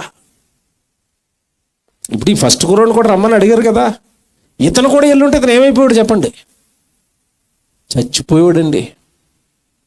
ఏడ్చాడండి నాకు ఫోన్ చేసి, నేను గనక రాకపోయి ఉంటే అన్నయ్య దేవుడి సన్నిధికి నేను కూడా చచ్చిపోయేవాడిని, దేవుడు నన్ను కాపాడాడు, దేవుడి సన్నిధి నన్ను కాపాడింది. నిజంగానండి, చాలా మందికి తెలియదు ఈ సన్నిధి విలువ. దేవుడి దగ్గర ఉండవలసిన వాడు ఎక్కడో బయట ఉంటాడు. ఏదో ప్రమాదం, ఏ లారీ గుద్దేస్తుంది, ఏదో ఆట గుద్దేస్తుంది, ఏదో పడిపోతాడు, ఏదో కరిచేస్తుంది, ఏదో రోగం పాలైపోతుంది. ఎందుకండి ఇవన్నీ? చక్కగా దేవుడి సన్నిధి, ఆనందం, సంతోషం, దేవుడి గురించిన మహాజ్ఞానం అర్థమవుతూ ఉంటుంది. ఈ లోకంలో ఎవరికి తెలియని సంగతులు అన్నీ అర్థమవుతూ ఉంటాయి. ఇంతకు మించి లోకంలో ఏముందని పరిగెడతారో అర్థం అవ్వలేదండి. రాస్తున్నాడు, లాభాన్ని ఆపేక్షించి దేవుడి సన్నిధికి రాకండి. దేవుడి సన్నిధిలో క్షేమం, దేవుడు కాపుదల దక్కుతుంది. పరలోకం అనే నిత్య జీవానికి మార్గాలు ఓపెన్ అవుతాయి. నువ్వు వాక్యం వింటే నీలో ఉన్న లోపాలు బయటపడతాయి. నువ్వు దేవుడికి ఎలా దూరం అయిపోతున్నావో చెప్తాడు దేవుడి సన్నిధిలో కూర్చుంటే. బాగు చేస్తాయి, జీవితాన్ని బాగు చేస్తాయండి దేవుడి మాటలు. ఎవరికి పట్టిందంత ఆసక్తి? ఇప్పుడు ఇక్కడ మీరు చదవండి. వారి హృదయం ఏం ఆపేక్షించిందంట? లాభాన్ని ఆపేక్షించింది. ఇందా మీరు చదువుకున్న భాగానికి వస్తారా? యోబు గ్రంథం 21:14 మళ్ళీ చదవండి. అక్కడ ఒక మాట చదివించుకుంటూ వచ్చేసాను నేను, అందుకే తీసుకెళ్తున్నాను. వారు శ్రేయస్సు కలిగి, యోబు గ్రంథం 21:14 చదువుతున్నారు. యోబు గ్రంథం 21:14, వారు శ్రేయస్సు కలిగి తమ దినములు గడుపుదురు, ఒక్క క్షణములోనే పాతాళానికి దిగిపోతారు. ఎందుకు దిగిపోయారు వాళ్ళు? ఎందుకు వెళ్ళిపోయారు పాతాళానికి? ఇప్పుడు చెప్తాడు 14వ వచనం, కరెక్ట్గా రాసుకోండి. వారు నీ మార్గములను గూర్చిన జ్ఞానము మాకక్కరలేదు, వాక్యము మాకక్కరలేదు. నీవు మమ్మను విడిచిపొమ్మని దేవునితో చెప్పుదురు, మేము ఆయనను సేవించుటకు సర్వశక్తుడగు వాడు ఎవడు? మేము ఆయన గూర్చి ప్రార్థన చేయుట చేత మాకేమి లాభము కలుగును అని వారు చెప్పుదురు. వారి క్షేమము. సరే, ఎలా మాట్లాడేశాడు? దేవుడి దగ్గరికి వస్తే మాకేంటి లాభం? ప్రార్థన చేస్తే మాకేంటి లాభం? అలా కదండి. వాక్యం నేర్పిస్తారట, సభ పెట్టారట, మంచి దైవజనుడు వస్తున్నాడట, ఒక మంచి పాఠం నేర్పుతాడట. ఎవరికి కావాలండి ఆ పాఠాలు? ఈరోజు చాలా మందిలో ఇదే ఉంది. ఎవరికి కావాలి పాఠాలు? ఎవరికి కావాలి వాక్యాలు?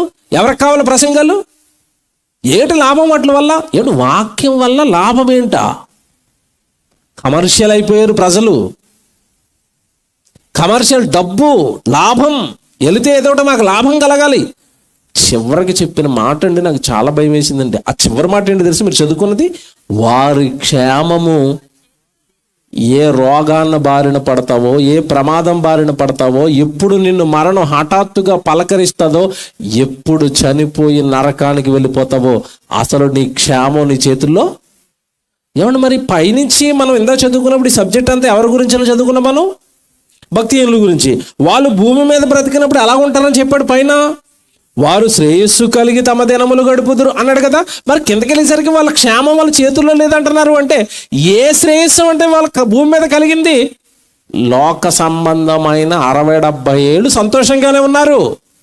మరణించిన మరుక్షణం నిత్యాగ్ని దండనకు వెళ్ళిపోయి కాలిపోతున్నారు. దేవుని పిల్లలారా, మళ్ళీ చెప్తున్నాను, ఎప్పుడు కూడా నేను భూమి మీద క్షేమంగా ఉన్నానా, భూమి మీద హాయిగా ఉన్నానా, భూమి మీద నా లైఫ్ కంఫర్టబుల్గా ఉందా, ఇది ఎప్పుడు ఆలోచించకండి.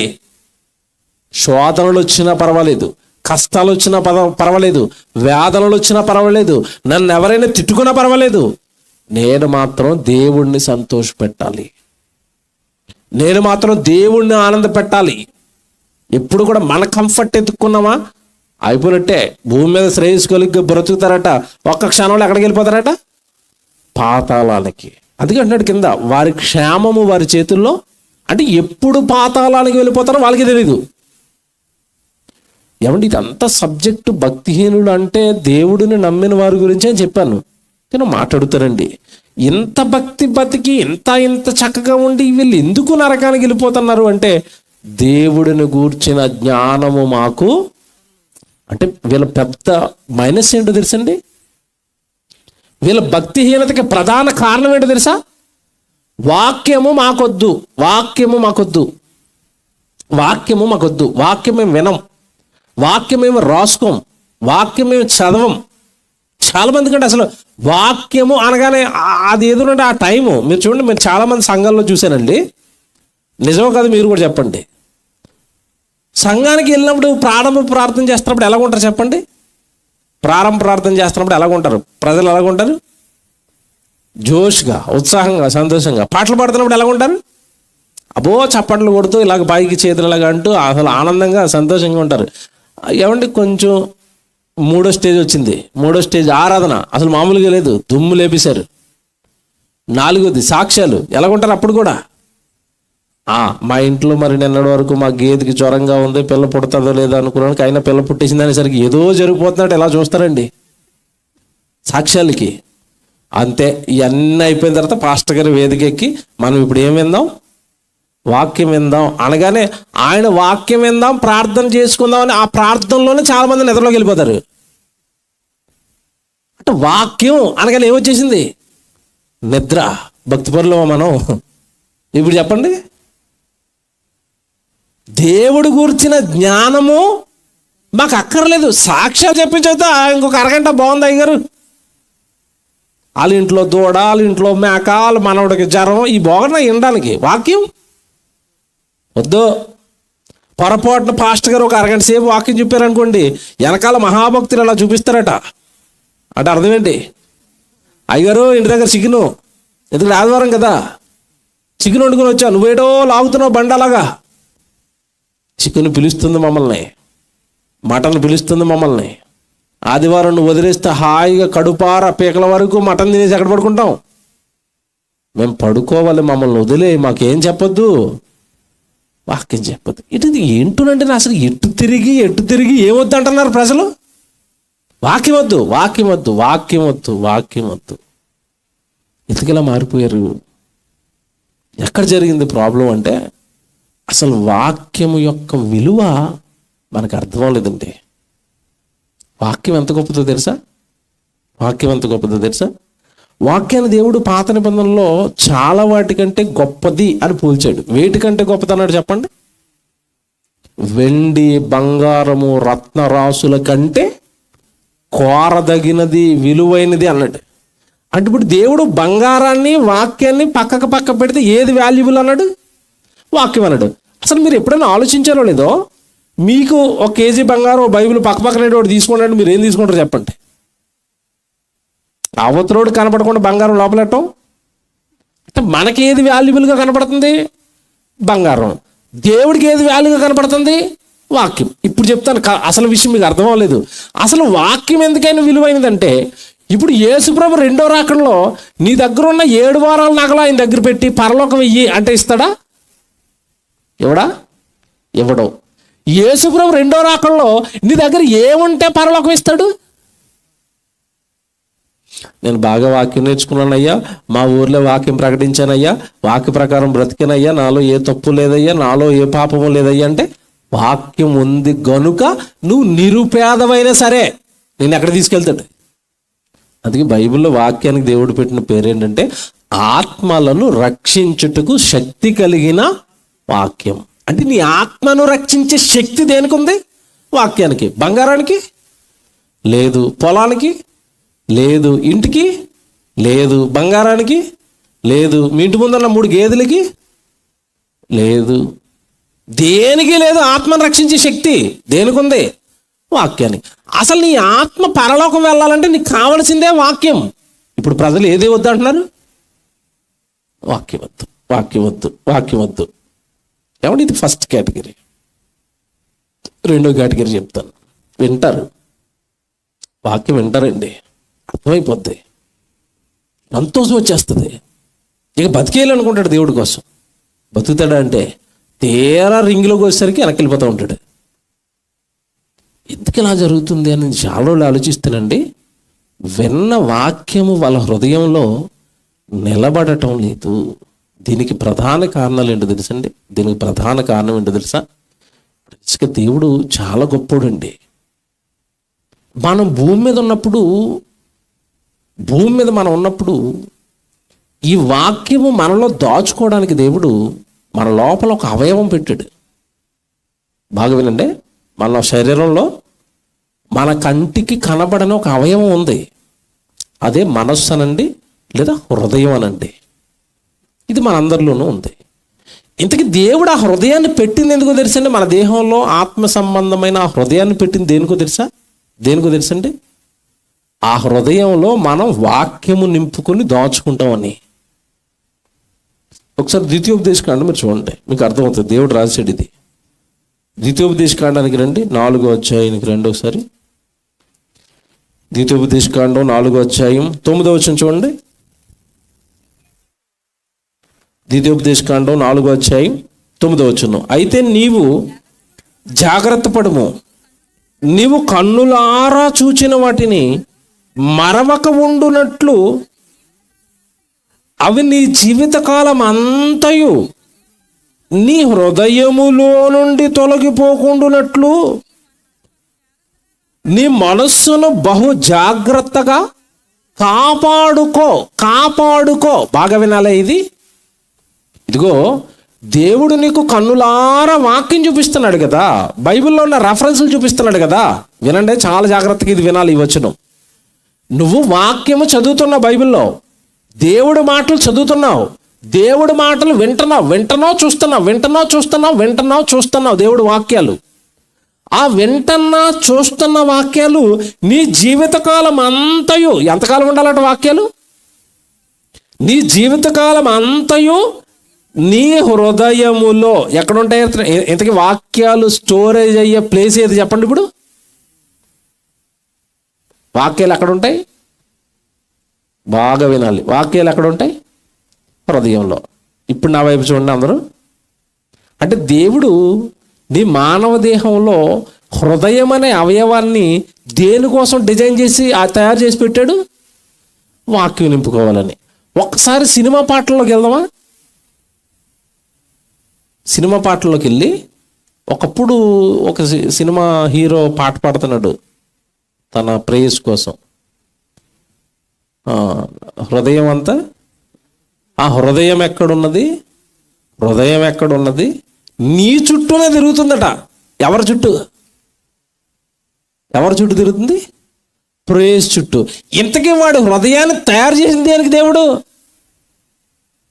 అంటే ఇప్పుడు మీకు ఒకటి అర్థం అవ్వాలి.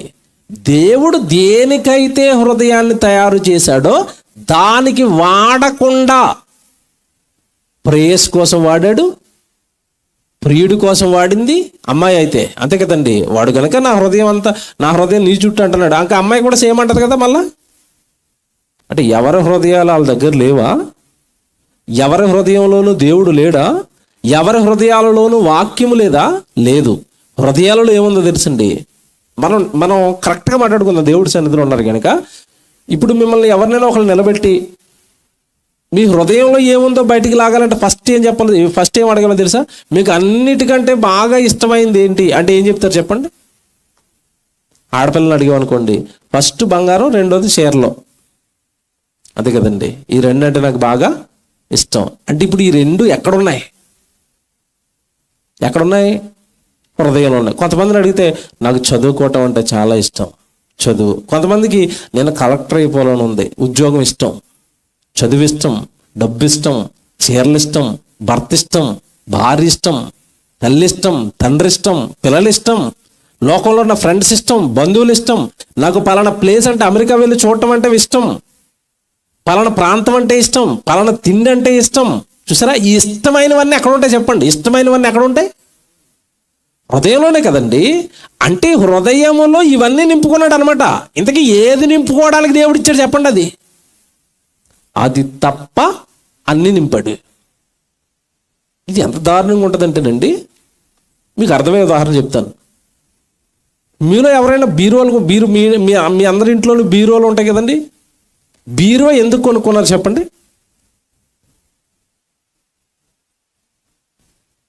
బాగా ఆలోచించి చెప్పండి. బట్టలు అనకండి, బట్టలు సెల్ఫ్లో కూడా పెట్టుకోవచ్చు. బంగారము, డబ్బు. బాగా కరెక్ట్గా చెప్పారండి.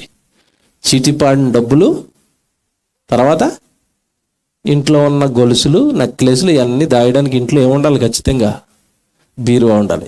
ఇప్పుడు బీరువా ఏం పెట్టుకోవడానికి? బంగారము, వెండి, డబ్బులు పెట్టుకోవడానికి.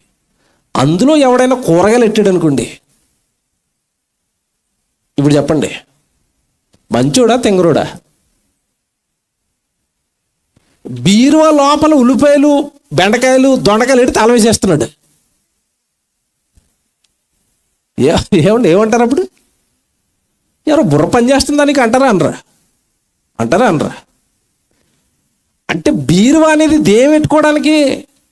విలువైనవి పెట్టుకోవడానికి. Very good. ఇప్పుడు వాక్యము దేటికంటే విలువైందట? వెండి బంగారముల కంటే విలువైనది. ఆ విలువైన వెండి కంటే విలువైన వాక్యము దాచుకునే ప్లేస్ ఏది? ఇప్పుడు హృదయం. ఇప్పుడు ఆ హృదయంలో విలువైన వాక్యం పెట్టాలి, కానీ విలువ లేని డబ్బును పెట్టావు, విలువ లేని పట్టుచీరలు పెట్టావు, విలువ లేని మనుషులు పెట్టావు. దేవుడు ఏమన్నాడు ఇప్పుడు చెప్పండి? బుర్రలు ఏమన్నా పని చేస్తున్నాయారా మీకు? ఏం పెట్టుకుంటారని ఇచ్చాను, ఏం పెట్టారు అందులో? ఏమి దాచుకుంటారని ఇచ్చాను, ఏమి దాచారు అందులో? మీకు అర్థమైంది ఇప్పుడు? ఎవడు నిజంగా నేను నిజంగా నా లైఫ్ చెప్తున్నానండి. నాకండి మీకు మీరు కూడా ఇలాగే తయారైపోతారు. మీకు బాగా దేవుడు అర్థమైపోతే, వాక్యం అర్థమైపోతే, మనుషులు కానీ, లోకం కానీ, లోకంలో ఉన్నవి ఏవి కానీ, చివరికి నా దేహం అన్నా కూడా నాకు పెద్దగా ఇష్టం ఉండదు. నాకు బాగా ఇష్టమైంది దేవుడి సన్నిధి, నాకు బాగా ఇష్టమైంది వాక్యం, నేను బాగా వినేది ప్రసంగాలు, నేను బాగా ఆలోచించేది దేవుడి కోసం. శరీరం విపరీతంగా బాధపడుతూ ఉంటుంది. చాలామంది రెస్ట్ తీసుకోండి, ప్రయాణాలు తగ్గించండి, ఆహారం మంచిది చాలామంది చెప్తారండి మా మీద ప్రేమతో. కానీ కొన్నిసార్లు మాకు కుదరవు అవన్నీ పాటించడానికి. పాడైపోతుంది ఆరోగ్యం తెలుసు, శరీరం సన్నగిలిపోతుంది తెలుసు, చివరికి ఎక్కువ కాలం బ్రతకం తెలుసు. దేవుడి కంటే, దేవుడి సన్నిధి కంటే, ప్రజలకి దేవుడి మాటలు వినిపించటం కంటే ఈ దేహము గొప్పది కాదు, నా కుటుంబము గొప్పది కాదు, నా భార్య, నా పిల్లలు, నాకున్నవి ఇవేమీ గొప్పవి కాదు. దేవుడు గొప్పవాడు, దేవుడి వాక్యం గొప్పది, దేవుడి సన్నిధి గొప్పది. అంటే హృదయం ఎప్పుడు దేవుడు ఇలా నిండిపోతుంది అన్నప్పుడు నువ్వు కరెక్ట్గా దేవుడు అర్థం అవ్వాలి, నీకు వాక్యాలు బాగా అర్థం అవ్వాలి నీకు. అప్పుడు నువ్వేం చేస్తావంటే, నింపబడుతున్న వాక్యాన్ని నువ్వు హృదయంలో నువ్వేం చేసుకుంటావు తెలుసా? దాచేస్తావు. దాచుకో అని చెప్పాడండి అక్కడ. మళ్ళీ చదువుతాను చూడండి, ద్వితీయోపదేశకాండం 4:9 చివరి మాట మీరు చూడండి. అవి నీ హృదయములో నుండి తొలగిపోకుండానట్లును, అంటే నింపుతున్న వాక్యం, దాచుకుంటున్న ఈ వాక్యం తొలగిపోయే ప్రమాదం ఉంది. తొలగిపోకుండానట్లును నీ మనస్సును బహు జాగ్రత్తగా, ఏమండి పదం చూసారా? కాపాడుకోండి, కాపాడుకోండి, కాపాడుకోండి. విలువైనది వాక్యం నీ హృదయంలో పెట్టి కాపాడుకోండి. విలువైనది బంగారం, విలువైనది నీ డబ్బు నువ్వు బీరువాలో పెట్టి కాపాడుతున్నావు. దాన్ని తాళం వేసామో వేలేదా? నేను బీరువాకి తాళం వేయకుండా వచ్చాను ప్రార్థన కనవ చేయతను ఎవరైనా ఉంటే ఇక్కడ బీరువాకి తాళం వేసి, నేను నిజంగా చెప్తున్నాను అంటే తాళం ఎక్కడ ఇట్టారు చెప్పండి? తాళం ఎక్కడుంది చెప్పండి? ప్రపంచంలో ఎంత పెద్ద శాస్త్రవేత్త వచ్చినా కూడా మీ తాళం ఎక్కడుందో అడిగి తెలీదు, అంత బాగా దాస్తారు దాన్ని. తవ్వకాలు తవ్వినా కూడా బయటడవు అవి. తాళం అంత బాగా ఎందుకు దాచారు అంటే, పొరపాటు నీ తాళం ఎవరికైనా దొరికిపోతే ఆడు బీరువా ఓపెన్ చేసి నా చెవిలీలు అట్టుకెళ్ళిపోతాడు, నా మెడలో ఉన్న తాడు అట్టుకుపోతాడు, మా ఇంట్లో ఉన్న ఏమంటే ఇప్పుడు జాగ్రత్తగా తాళాన్ని కాపాడుతున్నారా? కాపాడుతున్నారు. ఇప్పుడు దేవుడు హృదయములో వాక్యము పెట్టి ఆ వాక్యముతో నింపబడిన నీ హృదయాన్ని, నీ మనసును ఏం చేయాలట? కాపాడుకుంటే అర్థం ఏంటి చెప్పండి? కాపాడుకుంటే అర్థం ఏంటి? ఎవ్వడికి తాళాలు ఇవ్వద్దు అని అర్థం, అంతేనా? ఇక్కడ మాట చెప్తాను, మీకు బైబిల్ కనెక్ట్ చేస్తాను. ఇప్పుడు బైబిల్ కనెక్ట్ చేస్తాను. అసలు వెండి బంగారము, బాగా అడుగుతున్నాను, ఆన్సర్ చెప్పాలి నాకు. ఇప్పుడు వెండి బంగారము బీరువాలో ఎందుకు పెట్టారు? బెండకాయలు దొండకాయలు సెల్ఫ్లో బయట ఎందుకు వదిలేశారు? బాగా ఆలోచించండి. ఎందుకు అవి బీరువాలో పెట్టి తాళం వేశారు, ఎందుకు బయట పెట్టారు? చీపురు చేట బీరువాలో ఎట్టనాలో చేయతండి, ఎక్కడ ఉంటాయి అవి? వాకిట్లో వదిలేశారు. అవి వాకిట్లో ఎందుకు ఉన్నాయి? వెండి బంగారం లోపల తాళం ఎందుకు ఉంది? వీటిని ఎవడో ఎత్తుకుపోడు, వీటిని ఖచ్చితంగా బయట పెడితే ఎత్తుకుపోతాడు. ఇప్పుడు దేవుడు హృదయంలో వాక్యం పెట్టి ఆ హృదయాన్ని ఏం చేయమంటున్నాడు? జాగ్రత్తగా కాపాడుకుంటే తాళం వేయని అర్థం. ఎందుకు తాళం వేయాలి? హృదయములో విత్తబడిన వాక్యాన్ని ఎత్తుకుపోయే వాక్యపు దొంగ ఒకడు ఉన్నాడు. ఎవరు? అపవాదిగాడు. వాడొచ్చి ఎత్తుకుపోతాడు కనుక తాళం వేయ అన్నాడు. మనమేటో బీరువాకి తాళం వేసాం కానీ మనసుకు తాళం వేయటం మర్చిపోయాం. హృదయానికి తాళం ఎవరు వేసారు చెప్పండి? మీకు అర్థమవుతావు తాళం అంటే. చెప్తాను. మార్కు సువార్త బాగా తీయండి బైబిల్, 7వ అధ్యాయం మార్కు సువార్త చూడండి. మార్కు సువార్త 7వ అధ్యాయం ఏమండి 21 చూడండి. లోపలి నుండి అనగా మనుషుల హృదయములో నుండి దురాలోచనలను, జారత్వములను, నరహత్యలను,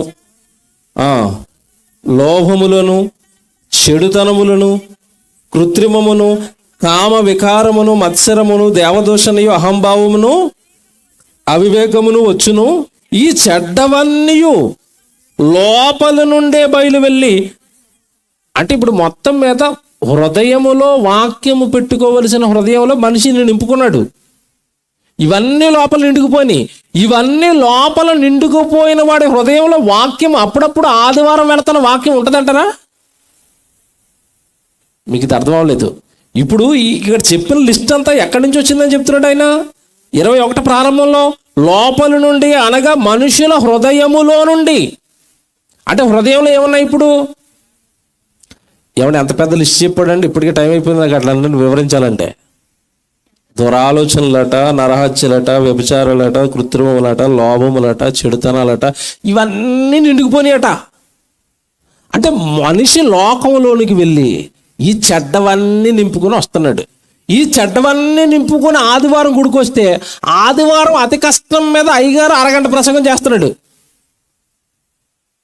ఇప్పుడు ఈ లోపల ఎన్ని నిండుకుపోతే ఈ అరగంట ప్రసంగం వెళ్ళి అతని మీద పనిచేస్తుంది అంటారా? లోపలికి ఉంటుంది అంటారా? అది పోనీ మీకు ఇది అర్థం అవుతుంది.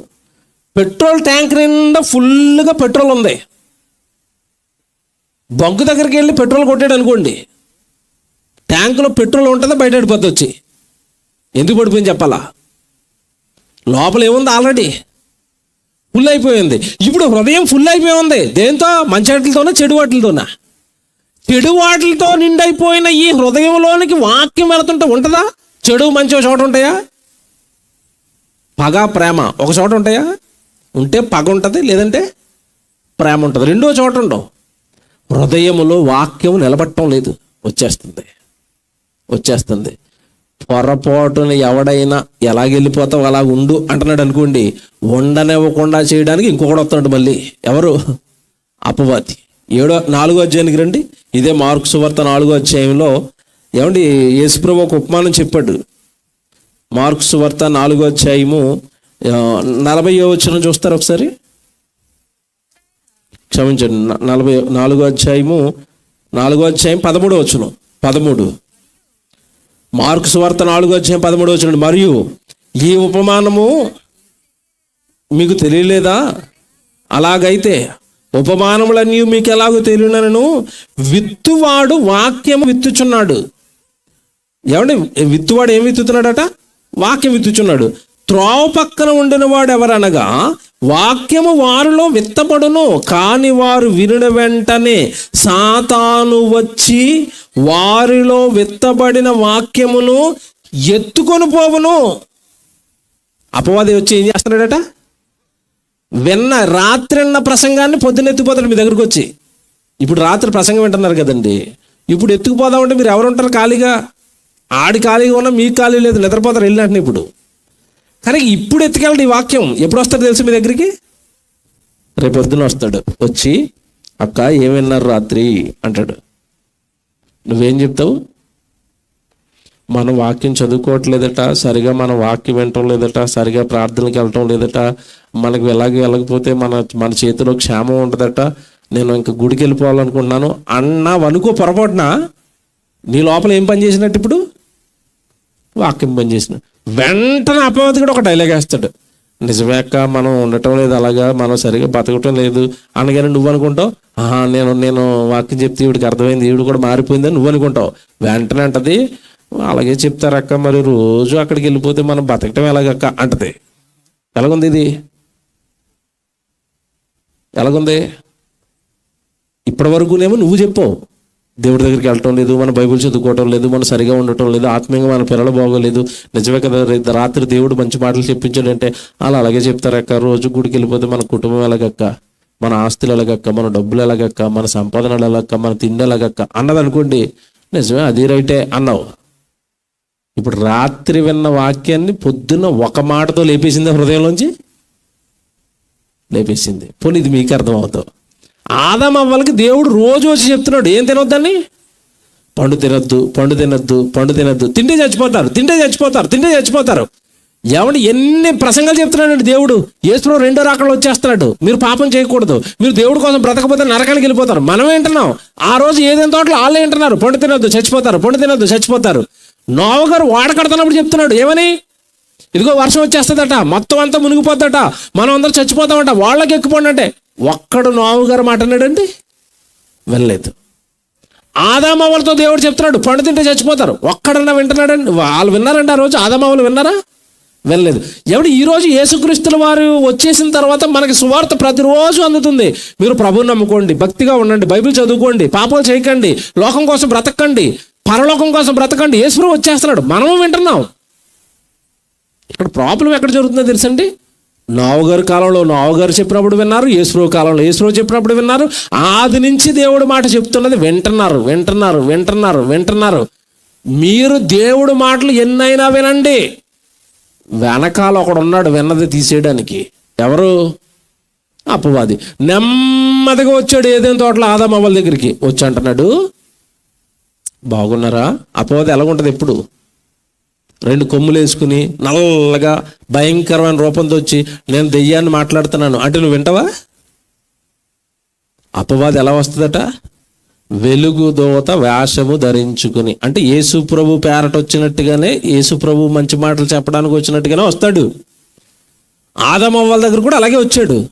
వచ్చి దేవుడు పండు తినొద్దన్నాడా అంటే వీళ్ళు ఏమన్నారు? వెంటనే ఏమన్నారు చెప్పాలి? వెంటనే పండు తినొద్దన్నాడు, ముట్టుకోవద్దన్నాడు, ఆ తింటే మేము చచ్చిపోతావట అంటే అప్పటి వరకు అవ్వమ్మ గారి హృదయం ఏముంది? వాక్యం ఉంది, జాతకం వినాలి, దేవుడు మాటలు ఉన్నాయి, తినొద్దు తినొద్దు, దేవుడు మాటలు ఉన్నాయి. ఇది వచ్చి అంటుంది, అవునా తినొద్దన్నాడా? నీకు మాట చెప్పనా ఎందుకు తినొద్దన్నాడో? ఎక్స్ట్రా అనమాట, దానికే కంటిన్యూషన్. కొత్త మాటలు ఏం చెప్పదు. మళ్ళీ జాగ్రత్తగా వినాలి, దెయ్యాన్ని పట్టుకోవాలి మీరు. ఎక్స్ట్రా కొత్తవి ఏమీ తేదండి, అది నువ్వు చెప్తున్న దానికి కంటిన్యూషన్ ఇస్తుంది. అవునా తినొద్దన్నాడా? తింటే ఏమైపోతారని చెప్పాడు దేవుడు? చచ్చిపోతారని చెప్పాడు. జస్ట్ మార్చిందండి అది. తింటే చచ్చిపోతారని చెప్పాడా? దేవుడికి మీ మీద అసూయ, దేవుడికి మీరు గొప్ప అయిపోతారని మీరంటే చూడలేక తట్టుకోలేక తింటే చచ్చిపోతారని చెప్పాడు తప్ప నిజానికి తింటే మీరు ఏమైపోతారో తెలుసా?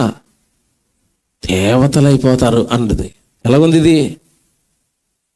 తింటే చచ్చిపోతారు దేవుడు, తింటే దేవతలు అయిపోతారు దెయ్యం. ఇప్పుడు దెయ్యం చెప్పింది బాగుందా, దేవుడు చెప్పింది బాగుందా? ఏది బాగుంది? దెయ్యం చెప్పింది బాగుంది కనుక దేవుడు చెప్పింది వెంటనే బయటికి పోయింది. పోయిందా? తింటే దేవతలు అయిపోతారు, తింటే మీరు సూపరు, తింటే అసలు రేపు నుంచి మీ జీవితం ఉంటుంది. మీరు ప్రతి వారం గుడికి వెళ్ళిపోతున్నారు అనుకోండి, మీ యవనస్తులు చాలా చోట్ల అండి ఇలాంటి గ్రామాల్లో పాపం చక్కగా దేవుడి సన్నిధికి వెళ్తూ సువార్త సభలకి సేవకుడికి తోడుగా ఉంటూ చక్కగా వాళ్ళు దేవుళ్ళు ఎదుగుతూ ఉంటారు. యవ్వనంలోనే దేవుడు వాక్యం పడుతుంది. అలా ఎదుగుతున్నప్పుడు దెయ్యం ఏదో మంచి ఆఫర్ ఇస్తుంది కుర్రోడికి. బెంగళూరు నుంచి ఉద్యోగం అట, హైదరాబాద్ నుంచి ఉద్యోగం అట, ఏమన్నా 30,000 జీతం అట. అనగానే వాళ్ళ అమ్మ కవర్ వచ్చిందని కూడా వాళ్ళ అమ్మ ఏం చేస్తుంది? కుర్రోడి దగ్గరికి వచ్చి, సేవ లేదు, సభలో లేదు, గుడి లేదు, పదరా ఎక్కడికి వెళ్ళిపో ఉద్యోగానికి, తెచ్చేయి నెలకి 30,000 నాకు జీతం, కట్టేద్దాం ఇల్లు, కొనేద్దాం బంగారం, అన్ని ఇంట్లో పెట్టుకుందాం, రేపు యేసు వస్తే ఇద్దరం కలిసి ఆయనతో పాటు పాతాళానికి వెళ్ళిపోదాం. ఇదా దేవుడు? అర్థం అవ్వలేదా? ప్రమాదం ఉంది మరణిస్తే, ప్రమాదం ఉంది మరణిస్తే, బ్రతకండి దేవుడి కోసం అంటుంటే అర్థం కావటం లేదండి.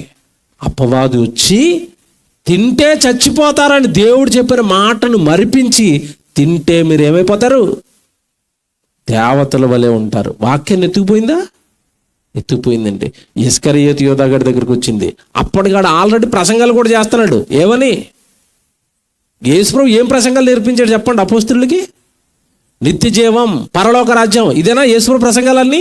అపోస్తులుడు 12 మందిని ఇద్దరిద్దరుగా ఊరికి పంపించాడు, ప్రసంగాలు చేయిస్తున్నాడంటే వీడు కూడా ప్రసంగాలు చేశాడు. ఇస్కరియోతు యోధా గారు ఏం ప్రసంగాలు చేశాడు?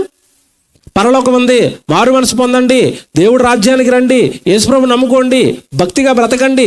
ప్రసంగాలు చేసిన వీడి దగ్గరికే వచ్చింది ఒకానొక రోజు. వచ్చి అంటుంది, ఏదా ఏం చేస్తున్నావు నువ్వు? ఏముంది, ఏదో యేసుప్రభు వెనకాల డబ్బు సంచి చెట్టుకుని అలా తిరుగుతున్నాను కాదు, ఎప్పుడు నిండదు. ఒకవేళ నిండినా మా యేసుప్రభు ఉంచడం అందులో డబ్బులు ఖర్చు పెట్టేస్తున్నాడు. ఏదో అలా తిరిగి సెటిల్ అవుదాం అనుకున్నాడు కానీ పని అవటం లేదు అన్నదే. ఈడు అంటున్నాడు, ఎవరు? ఇస్కరియోతు యోధాగాడు. నీకు ఒక ఆఫర్ ఏమన్నా యోధా? ఆ యేసుప్రభు అలాగే చెప్తాడు. పరలోకం అంటాడు, నిత్యజీవం అంటాడు, ఇక్కడేమో కష్టాలు అంటాడు, ఇక్కడేమో వేదనలు అంటాడు. అతను సుఖపడ్డు, నిన్ను సుఖపడినవాడు. అతనికి డబ్బు సంపాదించుకోవడం రాదు, నిన్ను డబ్బు సంపాదించుకున్నాడు.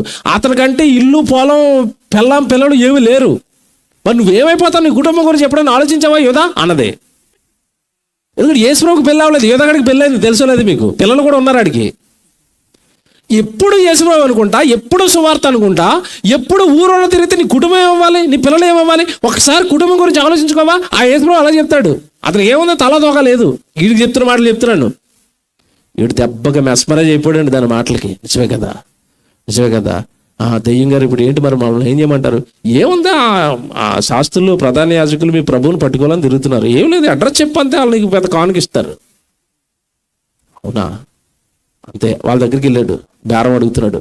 మా యేసుప్రభు శిష్యుడిని అన్న, ప్రధాన శిష్యుడిని, కావాలంటే నాకు వరాలు కూడా ఇచ్చాడు ఆయన. నా గురించి ఈ ఊర్లో ఎవరిని అడుగు చెప్తాడు. ఇస్కరియోతు యోధా అనగానే యేసుప్రభు శిష్యుడిని ఎవరి దగ్గరికి వెళ్ళి అడగండి. మరి ఏం చేయమంటారు? నాకు ఎంత ఇస్తారు చెప్పండి, నేను ఎవరిని అప్పగించేస్తాను? ఏమన్నా అప్పటి వరకు దేవుడు మాటలు చెప్పాడే, అప్పటి వరకు యేసుక్రీస్తుల వారి మాటలు వినాడే. ఏటు విచిత్రం ఏంటంటే ఇప్పుడు ఈ ప్రసంగం చెప్తున్నప్పుడు కూడా యోధాగాడు ఉన్నాడు ఇక్కడ. ఇప్పుడు మీరు మార్క్స్ వార్త 4వ అధ్యాయం చదువుతున్నారా? దెయ్యం వచ్చి మీ హృదయంలో నుండి వాక్యం ఎత్తుకుని పోతుందని ఎవరికి చెప్తున్నాడు చెప్పండి? ఇది శిష్యులకి. ఆ శిష్యుల్లో యోధాగాడు ఉన్నాడా? ఉన్నాడు. ఆడు విను కూడా దెయ్యం వచ్చినప్పుడు ఆడికి కళ్ళు కనపడలేదండి. చూడండి ఎలాగుందో దారుణం. ఇప్పుడు దెయ్యం వచ్చేస్తుంది, నేను చెప్పిన మాటలన్నీ ఎత్తుకుని పోతుందని ప్రసంగం విన్న వాడి దగ్గరికి దెయ్యం వచ్చినా దెయ్యం వచ్చేసిందని కనిపెట్టలేకపోయాడు. సాతాను వాడి హృదయాన్ని ఏం చేసిందో తెలుసా? మోసపుచ్చింది. బైబిల్లో రాయబడిన మాట హృదయం గురించి. సాతాను వాడి హృదయాన్ని ప్రేరేపించింది. తీసుకో డబ్బు, వెండి నాణాలు ఒక్కసారి ఆలోచించు మైండ్లో అన్నదంతే. డబ్బుకు ఫిదా అయిపోయాడు, యేసుప్రభుని అమ్మేశాడు. వాక్యం నిలబడిందా? కారణం ఏంటనుకుంటున్నారు? వచ్చి ఎవరు ఎత్తుకుపోతున్నారు? అపవాది. ఎలా ఎత్తుకుపోద్ది? ఏమన్నా ఆడి దగ్గరికంటే ఆ రోజు అలాగా డబ్బు రూపంలో ఎత్తుకుపోయింది. ఈ ఆదమ్మ వాళ్ళ దగ్గరికి వచ్చి తింటే దేవతలు అయిపోతారు, ఇలాగ ఎత్తుకుపోయింది. మన దగ్గరకు వస్తుందా రాదా? మన దగ్గరికి వస్తుందా? వస్తుంది. మీరు ఎవరైనా చేయొద్దండి, నేను సైతాన్ని చూశానని వాళ్ళు చేయొద్దండి. వస్తుంది అంటున్నప్పుడు చూసిన వాళ్ళు చేయొద్దండి. పోనీ రాలేదా మీ దగ్గరికి? వచ్చిందా? రోజుకు నా దగ్గరకు 4 సార్లు వస్తుంది, కానీ నాకు తెలియదు. యోధాగాడి దగ్గరికి వచ్చింది, ఆడికి తెలియలేదు. అవ్వమ్మ దగ్గరికి వచ్చింది, అవ్వమ్మకి తెలిసిందా దయ్యం వచ్చిందని? అంటే ఇప్పుడు అర్థం ఏంటి? వస్తుంది, వచ్చినట్టుగా కూడా నీకు తెలీదు. అక్క రూపంలో వస్తుంది. దెయ్యం వచ్చింది, నువ్వేమో అక్క అనుకుంటున్నావు. ఈ అన్నయ్య రూపంలో వస్తుంది. నువ్వు అనుకుంటా మా అన్నయ్య వచ్చాడు మా ఇంటికి. అన్నయ్య వచ్చాడా? దెయ్యం వచ్చిందా? లోపల ఉంది. యేసుప్రభు దగ్గరికి పేతురు గారి రూపంలో వచ్చింది. ప్రభు ఇది నీకు దూరం అగును కాకంటుంది. ఏ దూరం అయిపోవాలా? సిలువ యాగం, రక్షణ, ప్రపంచ మానవాళికి వస్తున్న రక్షణ దూరం అయిపోవాలంటే ప్రభు ఇది నీకు దూరం అగును కాక. నువ్వు అలాగే సిలువ ఏం చేసుకుంటావు, నువ్వు అలా దెబ్బలు కొట్టించేసుకుంటావు, నేనెందుకు ఊరుకుంటాను అంటున్నాడు. ఎవరు? పేతురు. ఆ ప్లేస్లో మీరుంటే ఏం చేస్తారు చెప్పండి? నేనంటే ఎంత ఇష్టం అండి పేతురికి. పేతురు, నేనంటే నీకు చాలా ఇష్టం కదా అంటారు. ఆయన అంటున్నాడు ఇలా చూసి, పేతురు వెనక్కిపో అన్నాడా? ఏమన్నాడు చెప్పండి అక్కడ? సాతానా వెనక్కిపో అంటే పేతురు గారిలోకి ఎవరు దూరారు? యేసుప్రభుకు తెలిసింది. నీకు మీ అక్కలో దూరిపోయినా తెలియదు, మీ నాన్నలో దూరిపోయినా తెలియదు, మీ అన్నయ్యలో దూరిపోయిన తెలియదు, మీ తమ్ముళ్ళలో దూరిపోయిన తెలియదు, మీ బాసులో దూరిపోయిన తెలియదు, మీ బంధువులో ఎవరిలో దూరిపోయాడు? ఎవరి రూపంలో నీ దగ్గరకు వస్తున్నాడు? నిన్ను దేవుడికి దూరం చేస్తున్నాడు, దేవుడి వాక్యానికి దూరం చేస్తున్నాడు, దేవుడి సన్నిధికి దూరం చేస్తున్నాడు. దేవుడి పనికి నిన్ను ఎవడు దూరం చేస్తున్నాడు? వాడే సైతాన్. ముసుగేసుకుని వస్తాడు నీ మీద ప్రేమతో ఉన్నట్టుగా, నీ బాగు కోరుతున్నట్టుగా, నీ మేలు కోరుతున్నట్టుగా, నువ్వేదో గొప్పవాడు అయిపోతావు అన్నట్టుగా దేవుడిని విడిచిపెడుతుంటే నీకు కళ్ళబొల్లి కథలు చెప్పి ఈ లోకంలో నీ జీవితాన్ని నాశనం చేసి నిత్యాగ్ని దండనకు నిన్ను సిద్ధం చేస్తున్నాడు. నీ జీవితాన్ని సిద్ధం చేస్తున్నాడు. వాక్యాన్ని తీసేస్తున్నాడు లోపల నుంచి. దేవుడి కొరకు బ్రతుకుదామని ఆశను తీసేస్తాడు. దేవుడు ఉన్నాడన్న సత్యాన్ని తీసేస్తాడు. నేను దేవుడి కోసం బ్రతకకపోతే నరకానికి వెళ్ళిపోతానన్న విశ్వాసాన్ని తీసేస్తాడండి వాడు. తీసేస్తాడు, ఉండనివ్వడండి. ఎవ్వరిలోనూ వాక్యము నిలువనివ్వడు. సాతాను వచ్చి హృదయములో విత్తబడిన వాక్యాన్ని ఏం చేస్తున్నాడట? ఎత్తుకొని పోతున్నాడట. ఏమన్నా నిజంగానండి, నేను మాట్లాడుతాను. హృదయంలో ఎన్నున్నాయి? హృదయంలో ప్రేయస్ ఉంది. ముట్టుకున్నాడా వచ్చి? ఎందుకు ప్రేమిస్తున్నావు వాడిని? తీసే అనడా? బాగా ప్రేమించు, ప్రేయస్ని ప్రేమించకపోతే ఎలాగా అంటాడు. హృదయంలో భర్త ఉంది, తీసే భర్తని అనడా? లేదు, మీ ఆయన్ని ప్రేమించు, అవసరమైతే దేవుడికి అన్యాయం చేయి, నీ భర్తకి మాత్రం ఏం చేయొద్దు, నువ్వు అన్యాయం చేయొద్దు, పిల్లలకి అన్యాయం చేయకు, ఎవరికి అన్యాయం చేయకు. ఆయన అన్యాయం అయిపోయినా చేసేది ఏం లేదు, అంతే కదండి. హృదయములో ఉన్న దేన్ని ముట్టుకోడట. హృదయములో ఆదివారం అతి కష్టం మీద అరగంట ప్రసంగం ఎక్కితే దాన్ని తీసేస్తున్నాడట. ఎలాగొని చూడండి దెయ్యం. హృదయం నిండా ఉన్నవేమో చెడులు, ఎక్కించుకుంటుంది కొంచెం వాక్యం. వాడు వచ్చి కొంచెం ఉన్న వాక్యాన్ని కూడా ఏం చేస్తున్నాడట. ఇప్పుడు మీకు ఇది అర్థం అవ్వదు. మీ ఇంటికి దొంగడు వచ్చాడు, బాగా వినండి. దొంగోడు మా ఇంటికి వచ్చి చీపురు చాట ఎత్తుకుపోయాడని పోలీస్ స్టేషన్లో ఎవడైనా కంప్లైంట్ ఇచ్చాడా? ఎందుకు ఇవ్వలేదు చెప్పాలి. ఆడి ఇంటికి రాగానే ఓపెన్లో చెక్ చేస్తాడు. ఏముంది? చీపురు ఉంది, చాట ఉంది, కర్ర ఉంది, గుణపం ఉంది, ఇక్కడ పార ఉంది, ఇక్కడ ఏవో వస్తువులు ఉన్నాయి. ఏమి నాకు వద్దు. కన్ను దేని మీద ఉంటుంది? డోర్ ఓపెన్ ఉందా లేదా? డోర్ ఓపెన్ లేదు. వెంటనే ఏం చేస్తాడు? పగల కొట్టగానే డోర్లు ఓపెన్ అయినాయి. లోపలికి వెళ్ళగానే మంచం ఉంటుంది, ఫ్రిడ్జ్ ఉంటుంది, ఏమండి బెడ్ ఉంటుంది, ఇటు పక్కన ఏవో ఉంటాయి, ఇవన్నీ ఉంటాయి. ఇవన్నీ చూస్తాడు వాడు. నాకు ఏమీ వద్దు. బీరువా ఎక్కడుంది? కన్ను ఎక్కడుంది? అది బీరువా ఎక్కడుంది? బీరువా దగ్గరికి వెళ్ళాడు, తీస్తే వస్తుందా? రాదు. ఎవడి విషయం ఏంటో తెలుసా? నీ దగ్గర ఒక తాళం ఉంటుంది, ఆ దగ్గర 100 తాళాలు ఉంటాయి తీయడానికి. ఆ 100 తాళాల్లో ఏదో ఒక తాళం పెట్టి తిప్పుతాడు, ఓపెన్ అయిపోతుంది నీ బీరువా. నీకు అర్థమైందా? ఇప్పుడు నీ దగ్గర వినడానికి అరగంట, నువ్వు వింటున్న గంట వాక్యమే ఉంది. ఆదివారం ఒక్కరోజు 1 గంట సేపు ఎక్కించుకున్న వాక్యాన్ని, ఆ వాక్యాన్ని తీసేయడానికి ఆడి దగ్గర 100 తాళాలు ఉంటాయి. మొత్తం మీద 1వ తాళం, 2వ తాళం, 3వ తాళం, నేత్రాశ, శరీరాశ, జీవడం, 3 తాళాల్లో ఏదో ఒక తాళం పెడతాడండి, ఓపెన్ అయిపోతావు నువ్వు. అంతే, ఓపెన్, డోర్స్ ఓపెన్. ఉన్నది కాస్త పోయింది అంతే. జీవపు డమ్ము ఎక్కించాడు లోపలికి, నేత్రాశ ఎక్కించాడు. పక్కోడు మొన్నే 3 సెంట్లు స్థలం కొన్నాడట వినుకొండలో. నువ్వు అలాగే ఉండిపోతావు. ఏం బతుకు నీ బతుకు అంటాడు. అంతే, ఎక్కింది లోపలికి నెమ్మదిగా. ఇంకంతే. దేవుడికి ఇచ్చే 500. ఏమంటే విషయం ఏంటో తెలుసండి? ఏదైనా కొనాలన్నా, ఏదైనా సంపాదించాలనుకున్నా, నేను నిజంగా చెప్తున్నాను, దేవుడి సన్నిధి నిజం కాదు, మీరు ఒప్పుకోండి. ఏది కొనాలనుకున్నా, ఏది చెయ్యాలనుకున్నా ముందు ఇమీడియట్గా కట్ చేసేది ఏదో తెలుసండి? దేవుడికి నెలకు 500 కానికిస్తున్నాం అనుకోండి. ఎందుకు ఇస్తున్నాం? ఆ 500 ముత్తూట్ ఫైనాన్స్లో కట్టు, మంచి బంగారు వస్తువు వస్తుంది. ఆ 500 ఎక్కడో చోటదయ్యి డిబ్బీలో, చివరికి ఒక మంచి వస్తువు కొనుక్కోవచ్చు. ఏమంటే వేలకు వేలు నీ కోసం ఖర్చు పెట్టుకుంటున్నా, ఆ ఖర్చు ఆపని మాత్రం చెప్పదు. ఏది ఆపేయమంటది? ముందు దేవుడికి ఇచ్చే 500 ఆపేయి, దేవుడికి ఇచ్చే 1000 రూపాయలు ఆపేయి, దేవుడి దగ్గరికి వెళుతున్నది ఆపేయి. ఉన్నదే కొంచెం అంటే తాళం వేసింది అనమాట, తీసింది అది. హృదయములో విత్తబడిన భక్తి, హృదయములో విత్తబడిన విశ్వాసం, హృదయంలో విత్తబడిన త్యాగం, అది ఏదో ఒక తాళంతో నిన్ను ఓపెన్ చేసి నీలో ఉన్న భక్తి అంతా అది ఏం చేస్తుంది? ఎత్తుకుని పోతుందట. దేవుడు అందుకేనంటే ఒక జాగ్రత్త చెప్పాడండి. చివరిగా చెప్పి ముగించేస్తాను. అసలండి మనం వింటున్నాం, మనం అలా చెప్తున్నాను, ఖచ్చితంగా ఇది పాటించకపోతే మీరు ఎంత వాక్యం విన్నా మీరు నిష్ప్రయోజులుగా మారిపోతారు, నిష్ప్రయోజనం అయిపోతూ ఉంటుంది. అది ఎప్పుడు కూడా వాక్యం విన్నప్పుడు అండి దేవుడు ఒక మాట చెప్పాడు బైబిల్లో. నువ్వు వాక్యం వింటున్నావు అనుకో, వాక్యం వింటున్న నువ్వు వాక్యము వింటున్న వాళ్ళ సహవాసంలోనే ఉండు. దేవుడు పని చేస్తున్న నువ్వు దేవుడు పని చేస్తున్న వాళ్ళ సహవాసంలోనే ఉండు. భక్తిగా ఉంటున్న నువ్వు భక్తిగా ఎవడుంటున్నాడో వాడి సహవాసంలోనే ఉండు. ఆదివారం గుడికి వస్తాను, సోమవారం అంతా నా ఫ్రెండ్స్తో ఊరు మీద పడి తిరుగుతానంటే నీలో వాక్యం నిలబడదు, మళ్ళీ నీలో విశ్వాసం నిలబడదు, నీలో భక్తి నిలబడదు. హెబ్రీయులకు రాసిన పత్రిక 4వ అధ్యాయం, హెబ్రీయులకు రాసిన పత్రిక 4వ అధ్యాయం 2వ వచనం చూడండి. 2వ వచనం, హెబ్రీయులకు రాసిన పత్రిక 4వ అధ్యాయం 2వ వచనం. వారికి ప్రకటింపబడినట్లు మనకును సువార్త ప్రకటింపబడెను అంటే అర్థం ఏంటి? ఆల్రెడీ దేవుడు వాక్యం నీ దగ్గరికి వచ్చేసింది, చెప్పేశాడు, హృదయాలకు పంపించాడు. వారికి ప్రకటింపబడినట్లు మనకును సువార్త ప్రకటింపబడెను, కానీ వారు వినిన వారితో విశ్వాసము గలవారై కలిసి ఉండలేదు. కనుక విన్న వాక్యము వారికి నిష్ప్రయోజనమైనదాయను. చూసారా అలా చెప్పేశాడు? విన్నారట. విన్న ప్రజలు ఎందుకు వాక్యంలో నిలబడలేదంటే వినిన వారితో కలిసి ఉండటం లేదు. మేజర్ పాయింట్ ఇదే మనం నాశనం అయిపోవడానికి. ఆదివారం గుడిలో వాక్యం వింటారండి, సోమవారం నుంచి మీరు చేసే సహవాసాలు ఏంటని అడుగుతున్నాను. తెల్లవారు లేస్తే మీరు ఎవరితో కబుర్లు పెడుతున్నారు? తెల్లవారు లేస్తే మీరు ఎవరి పక్కన కూర్చుంటారు? తెల్లవారితే ఎవరితో మీరు మాట్లాడతారు? మీ సహవాసాలు ఏంటి? మీ ఫ్రెండ్షిప్లు ఏంటి? మీరు మీ చుట్టూ ఉన్న వ్యక్తులు ఎవరు?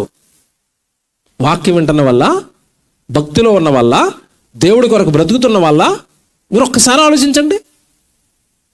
లోకంలో ఒక సామెత ఉంది, 6 నెలలు సహవాసం చేస్తే వాడు వీడవుతాడు. సిగరెట్లు తాగేవాడితో మీ పిల్లలు సహవాసం చేస్తే సిగరెట్లు తాగుతారు. మందు తాగే వాళ్ళతో సహవాసం చేస్తే త్రాగుబోతులు అవుతారు. అంతే కదండి, సహవాసాన్ని బట్టే కదా వచ్చే మార్పులు. ఇప్పుడు వాక్యం విన్నవారట ఎవరితో కలిసి ఉండాలట? వాక్యము వినిన వారితో కలిసి ఉండటం లేదు. వాక్యము వినిన వారితో, నువ్వు విశ్వాసులతో కలిసి ఉండు. విశ్వాసులు ఇంటికి వెళ్ళు, విశ్వాసుల దగ్గర కూర్చో, విశ్వాసులు ఇద్దరు కలిసి దేవుడి గురించి మాట్లాడుకోండి, వాక్యం గురించి మాట్లాడుకోండి. విన్న వాక్యం నిలబడుతుంది. నువ్వు ఇక్కడేమో రాత్రి వాక్యాలు వింటావు, తెల్లవారేమో ఆ మొగల రేకులు సీరియల్లో చూసే వాళ్ళతో డిస్కషన్లు పెడతావు. రాత్రి ఆడు టీ తాగాడా, ఈవిడు కారులో దిగిందా, ఉంటాయి కదండి మరి అవి ఎపిసోడ్లు, తలపోటు ఎపిసోడ్లు అంటే సంవత్సరాలు వాళ్ళు ఏమంటే డబ్బులు తీసుకుని ఏడుస్తూ ఉంటే సీరియల్లో నటించే వాళ్ళు ఏం తీసుకుని ఏడుస్తారు? డబ్బులు తీసుకుని వాళ్ళు ఏడుస్తుంటే డబ్బులు కట్టి వెళ్ళి ఏడుతూ ఉంటారు టీవీ ముందు కూర్చుని. అది ఏడుతున్న వాళ్ళు ఊరకనే ఏడుతున్నారా? టీవీలో డబ్బులు ఇచ్చారు వాళ్ళకి ఏడవడానికి, యాక్టింగ్కి. నువ్వేం చేస్తున్నావు? కేబుల్ వాడికి, డిష్ వాడికి డబ్బులు కట్టి నువ్వు ఏడుతున్నావు. ఎలాగొంది చూడండి ఇది. నీ ఏడుపే వాళ్ళకి డబ్బులు, అంతే కదండి. నువ్వు ఏడవటమే వాళ్ళకి కోట్లు. సీరియళ్ళు చూసే వాళ్ళతో, సినిమాలు చూసే వాళ్ళతో బూతులు మాడదు, వాళ్ళతో కలిసి ఉండకూడదు.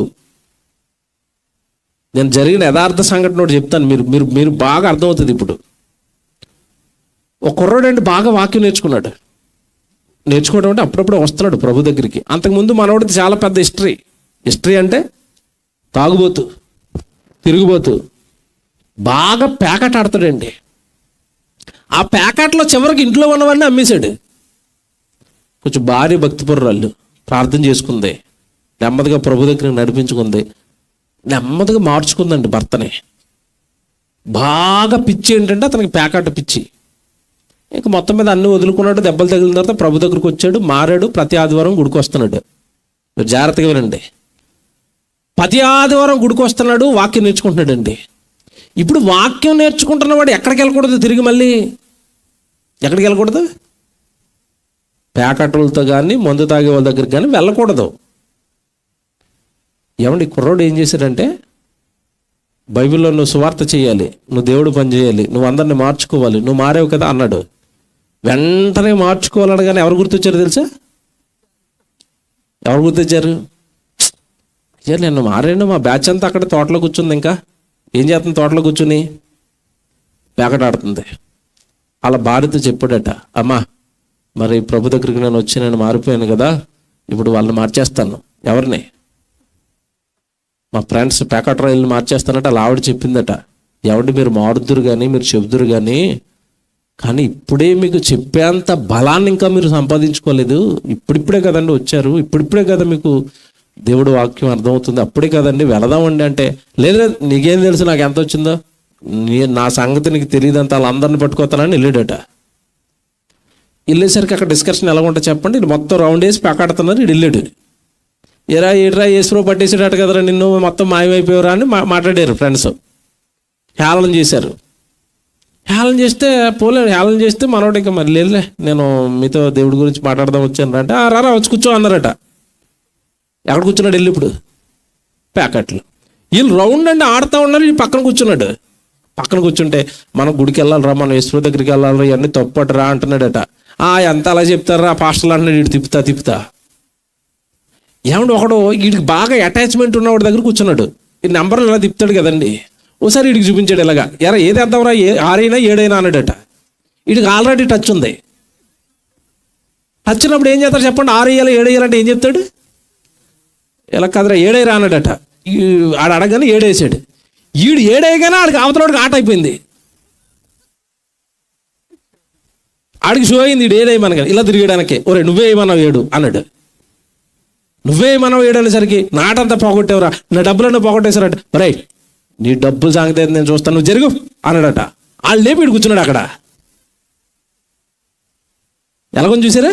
ఇప్పుడు ఏం చెప్పడానికి వెళ్ళాడు, ఏం చేస్తున్నాడు చెప్పండి. అక్కడ ప్రసంగం పోయి చేతిలోకి ఏమొచ్చింది? పేకలు వచ్చినాయి. ఇది కదా. సహవాసం ఎవరితో చేయాలో తెలుసా? విశ్వాసము గల వారితో, వాక్యం వెంటనే వాడితో. నువ్వు బలపడి వాడిని మార్చేంత బలం వచ్చేంత వరకు నువ్వేం చేయకూడదు. ఏమంటే ట్రైన్ ట్రాక్ మీద ఒకటి కింద అడిపోయాడండి. వీడు పైన ఉన్నాడు. పైన ఉన్నవాడిని లాగాలి అంటే కింద ఉన్నవాడు బలంగా ఉండాలా, లాగేవాడు బలంగా ఉండాలా? కింద ఉన్నవాడు 60, 90, 80 కేజీలు ఉన్నాడు. వీడు తిప్పు కొడితే 20 కేజీలు లేడు. నేను లాగేస్తానని చేయించాడు. ఆడు పైకి వస్తాడా, వీడు కిందకి వెళ్ళిపోతాడా? మీకు అర్థమైందా? నేను చెప్పేస్తాను, నేను ఆడిని మార్చేస్తాను, వెళ్ళిపోకండి. ఆడు కొట్టే దెబ్బకు తట్టుకునే క్యాపబిలిటీ నీకు వస్తే వెళ్ళు చెప్పడానికి దేవుడి గురించి. లేదంటే నిన్ను ఆడు ముంచేస్తాడు. చాలామంది అలాగే మునిగిపోయారు. ఈ పేకాడోడు అలాగే మునిగిపోయాడు వెళ్ళి. ఏమంటే నీకు తెలియదురా, పక్క జరిగి నేను కొడతానని ఆట కూర్చునండి. ఒక్క ఆటే కొడతానన్నాడు. ఒక ఆట కొట్టడానికి ఉన్నారా? కంటిన్యూ అయిపోయాడు సాయంత్రం వరకు వాళ్ళతోని. ఎదురు చూస్తుంది ఈవిడ. ఇది వెళ్ళి వాకింగ్ చెప్పి వాళ్ళని తీసుకొస్తానన్నాడు, రాలేదని. ఇంకా ఆవిడే వచ్చేసింది. వచ్చేసరికి అయ్యారు ఏం చేస్తున్నాడు తెలుసా? వేస్తున్నాడండి. మొక్కేస్తున్నాడు, మొక్క తీస్తున్నాడు. తిట్టిన తిట్టు తిట్టకుండా తిట్టు తీసుకెళ్ళింది. చూసారా అలాగుందా? కాబట్టి దుష్ట సాంగత్యము మంచి నడవడిని చెరుపును. బైబిలు దుష్టుడితో సాంగత్యం మంచి నడవడిని ఏం చేస్తుంది? చెరిపేస్తుంది. కానీ నువ్వు ఎవరితోనూ కలవకు. కలిసేవా దెయ్యం, అది అపవాద సంబంధి. నీలో ఉన్న వాక్యాన్ని వాడు ఏం చేస్తాడు? మళ్ళీ చెప్తున్నాను, అపవాది ఎత్తుకుని పోతాడంటే నువ్వు సహోదరుతో కలుస్తుంటే వాళ్ళలో వాక్యం ఉంటుంది కనుక వాక్యమే చెప్తాడు. నువ్వు దుష్టుల సాంగత్యంలో ఉంటున్నావు అనుకోండి, నీలో విత్తబడిన వాక్యాన్ని ఆ దుష్టుడిలో ఉన్న అపవాది నీలో ఏం చేస్తాడు? తీసేస్తాడు. చివరికి మాట చదివి ముగించేస్తాను. సామెతల గ్రంథం తీయండి, 13వ అధ్యాయం 20వ వచనం. సామెతల గ్రంథం 13వ అధ్యాయం 20వ వచనం. జ్ఞానుల సహవాసము చేయువాడు జ్ఞానము గలవాడు అగును. మూర్ఖుల సహవాసము చేయువాడు చెడిపోవును. చూసారా ఎలా రాశాడు దేవుడు? జ్ఞానం గలవాడితో సహవాసం చేస్తేనట ఏమొస్తుందట? జ్ఞానం వస్తుంది. వాక్యం గలవాడితో సహవాసం చేస్తే వాక్యం వస్తుంది. మూర్ఖుల సహవాసము చేయువాడు చెడిపోవును. నువ్వెవరితో సహవాసం చేస్తే చెడిపోతావు? ఇప్పుడు మూర్ఖుల సహవాసం చేయకండి. వాక్యం నిలబడదు. దేవుడు పనిచేస్తున్న వాళ్ళతో కలిసి ఉండండి. దేవుడు కొరకు బ్రతుకుతున్న వాళ్ళతో కలిసి ఉండండి. వాళ్ళ మాటలు వినండి. వాళ్ళు ఏం చేస్తున్నారని అడగండి.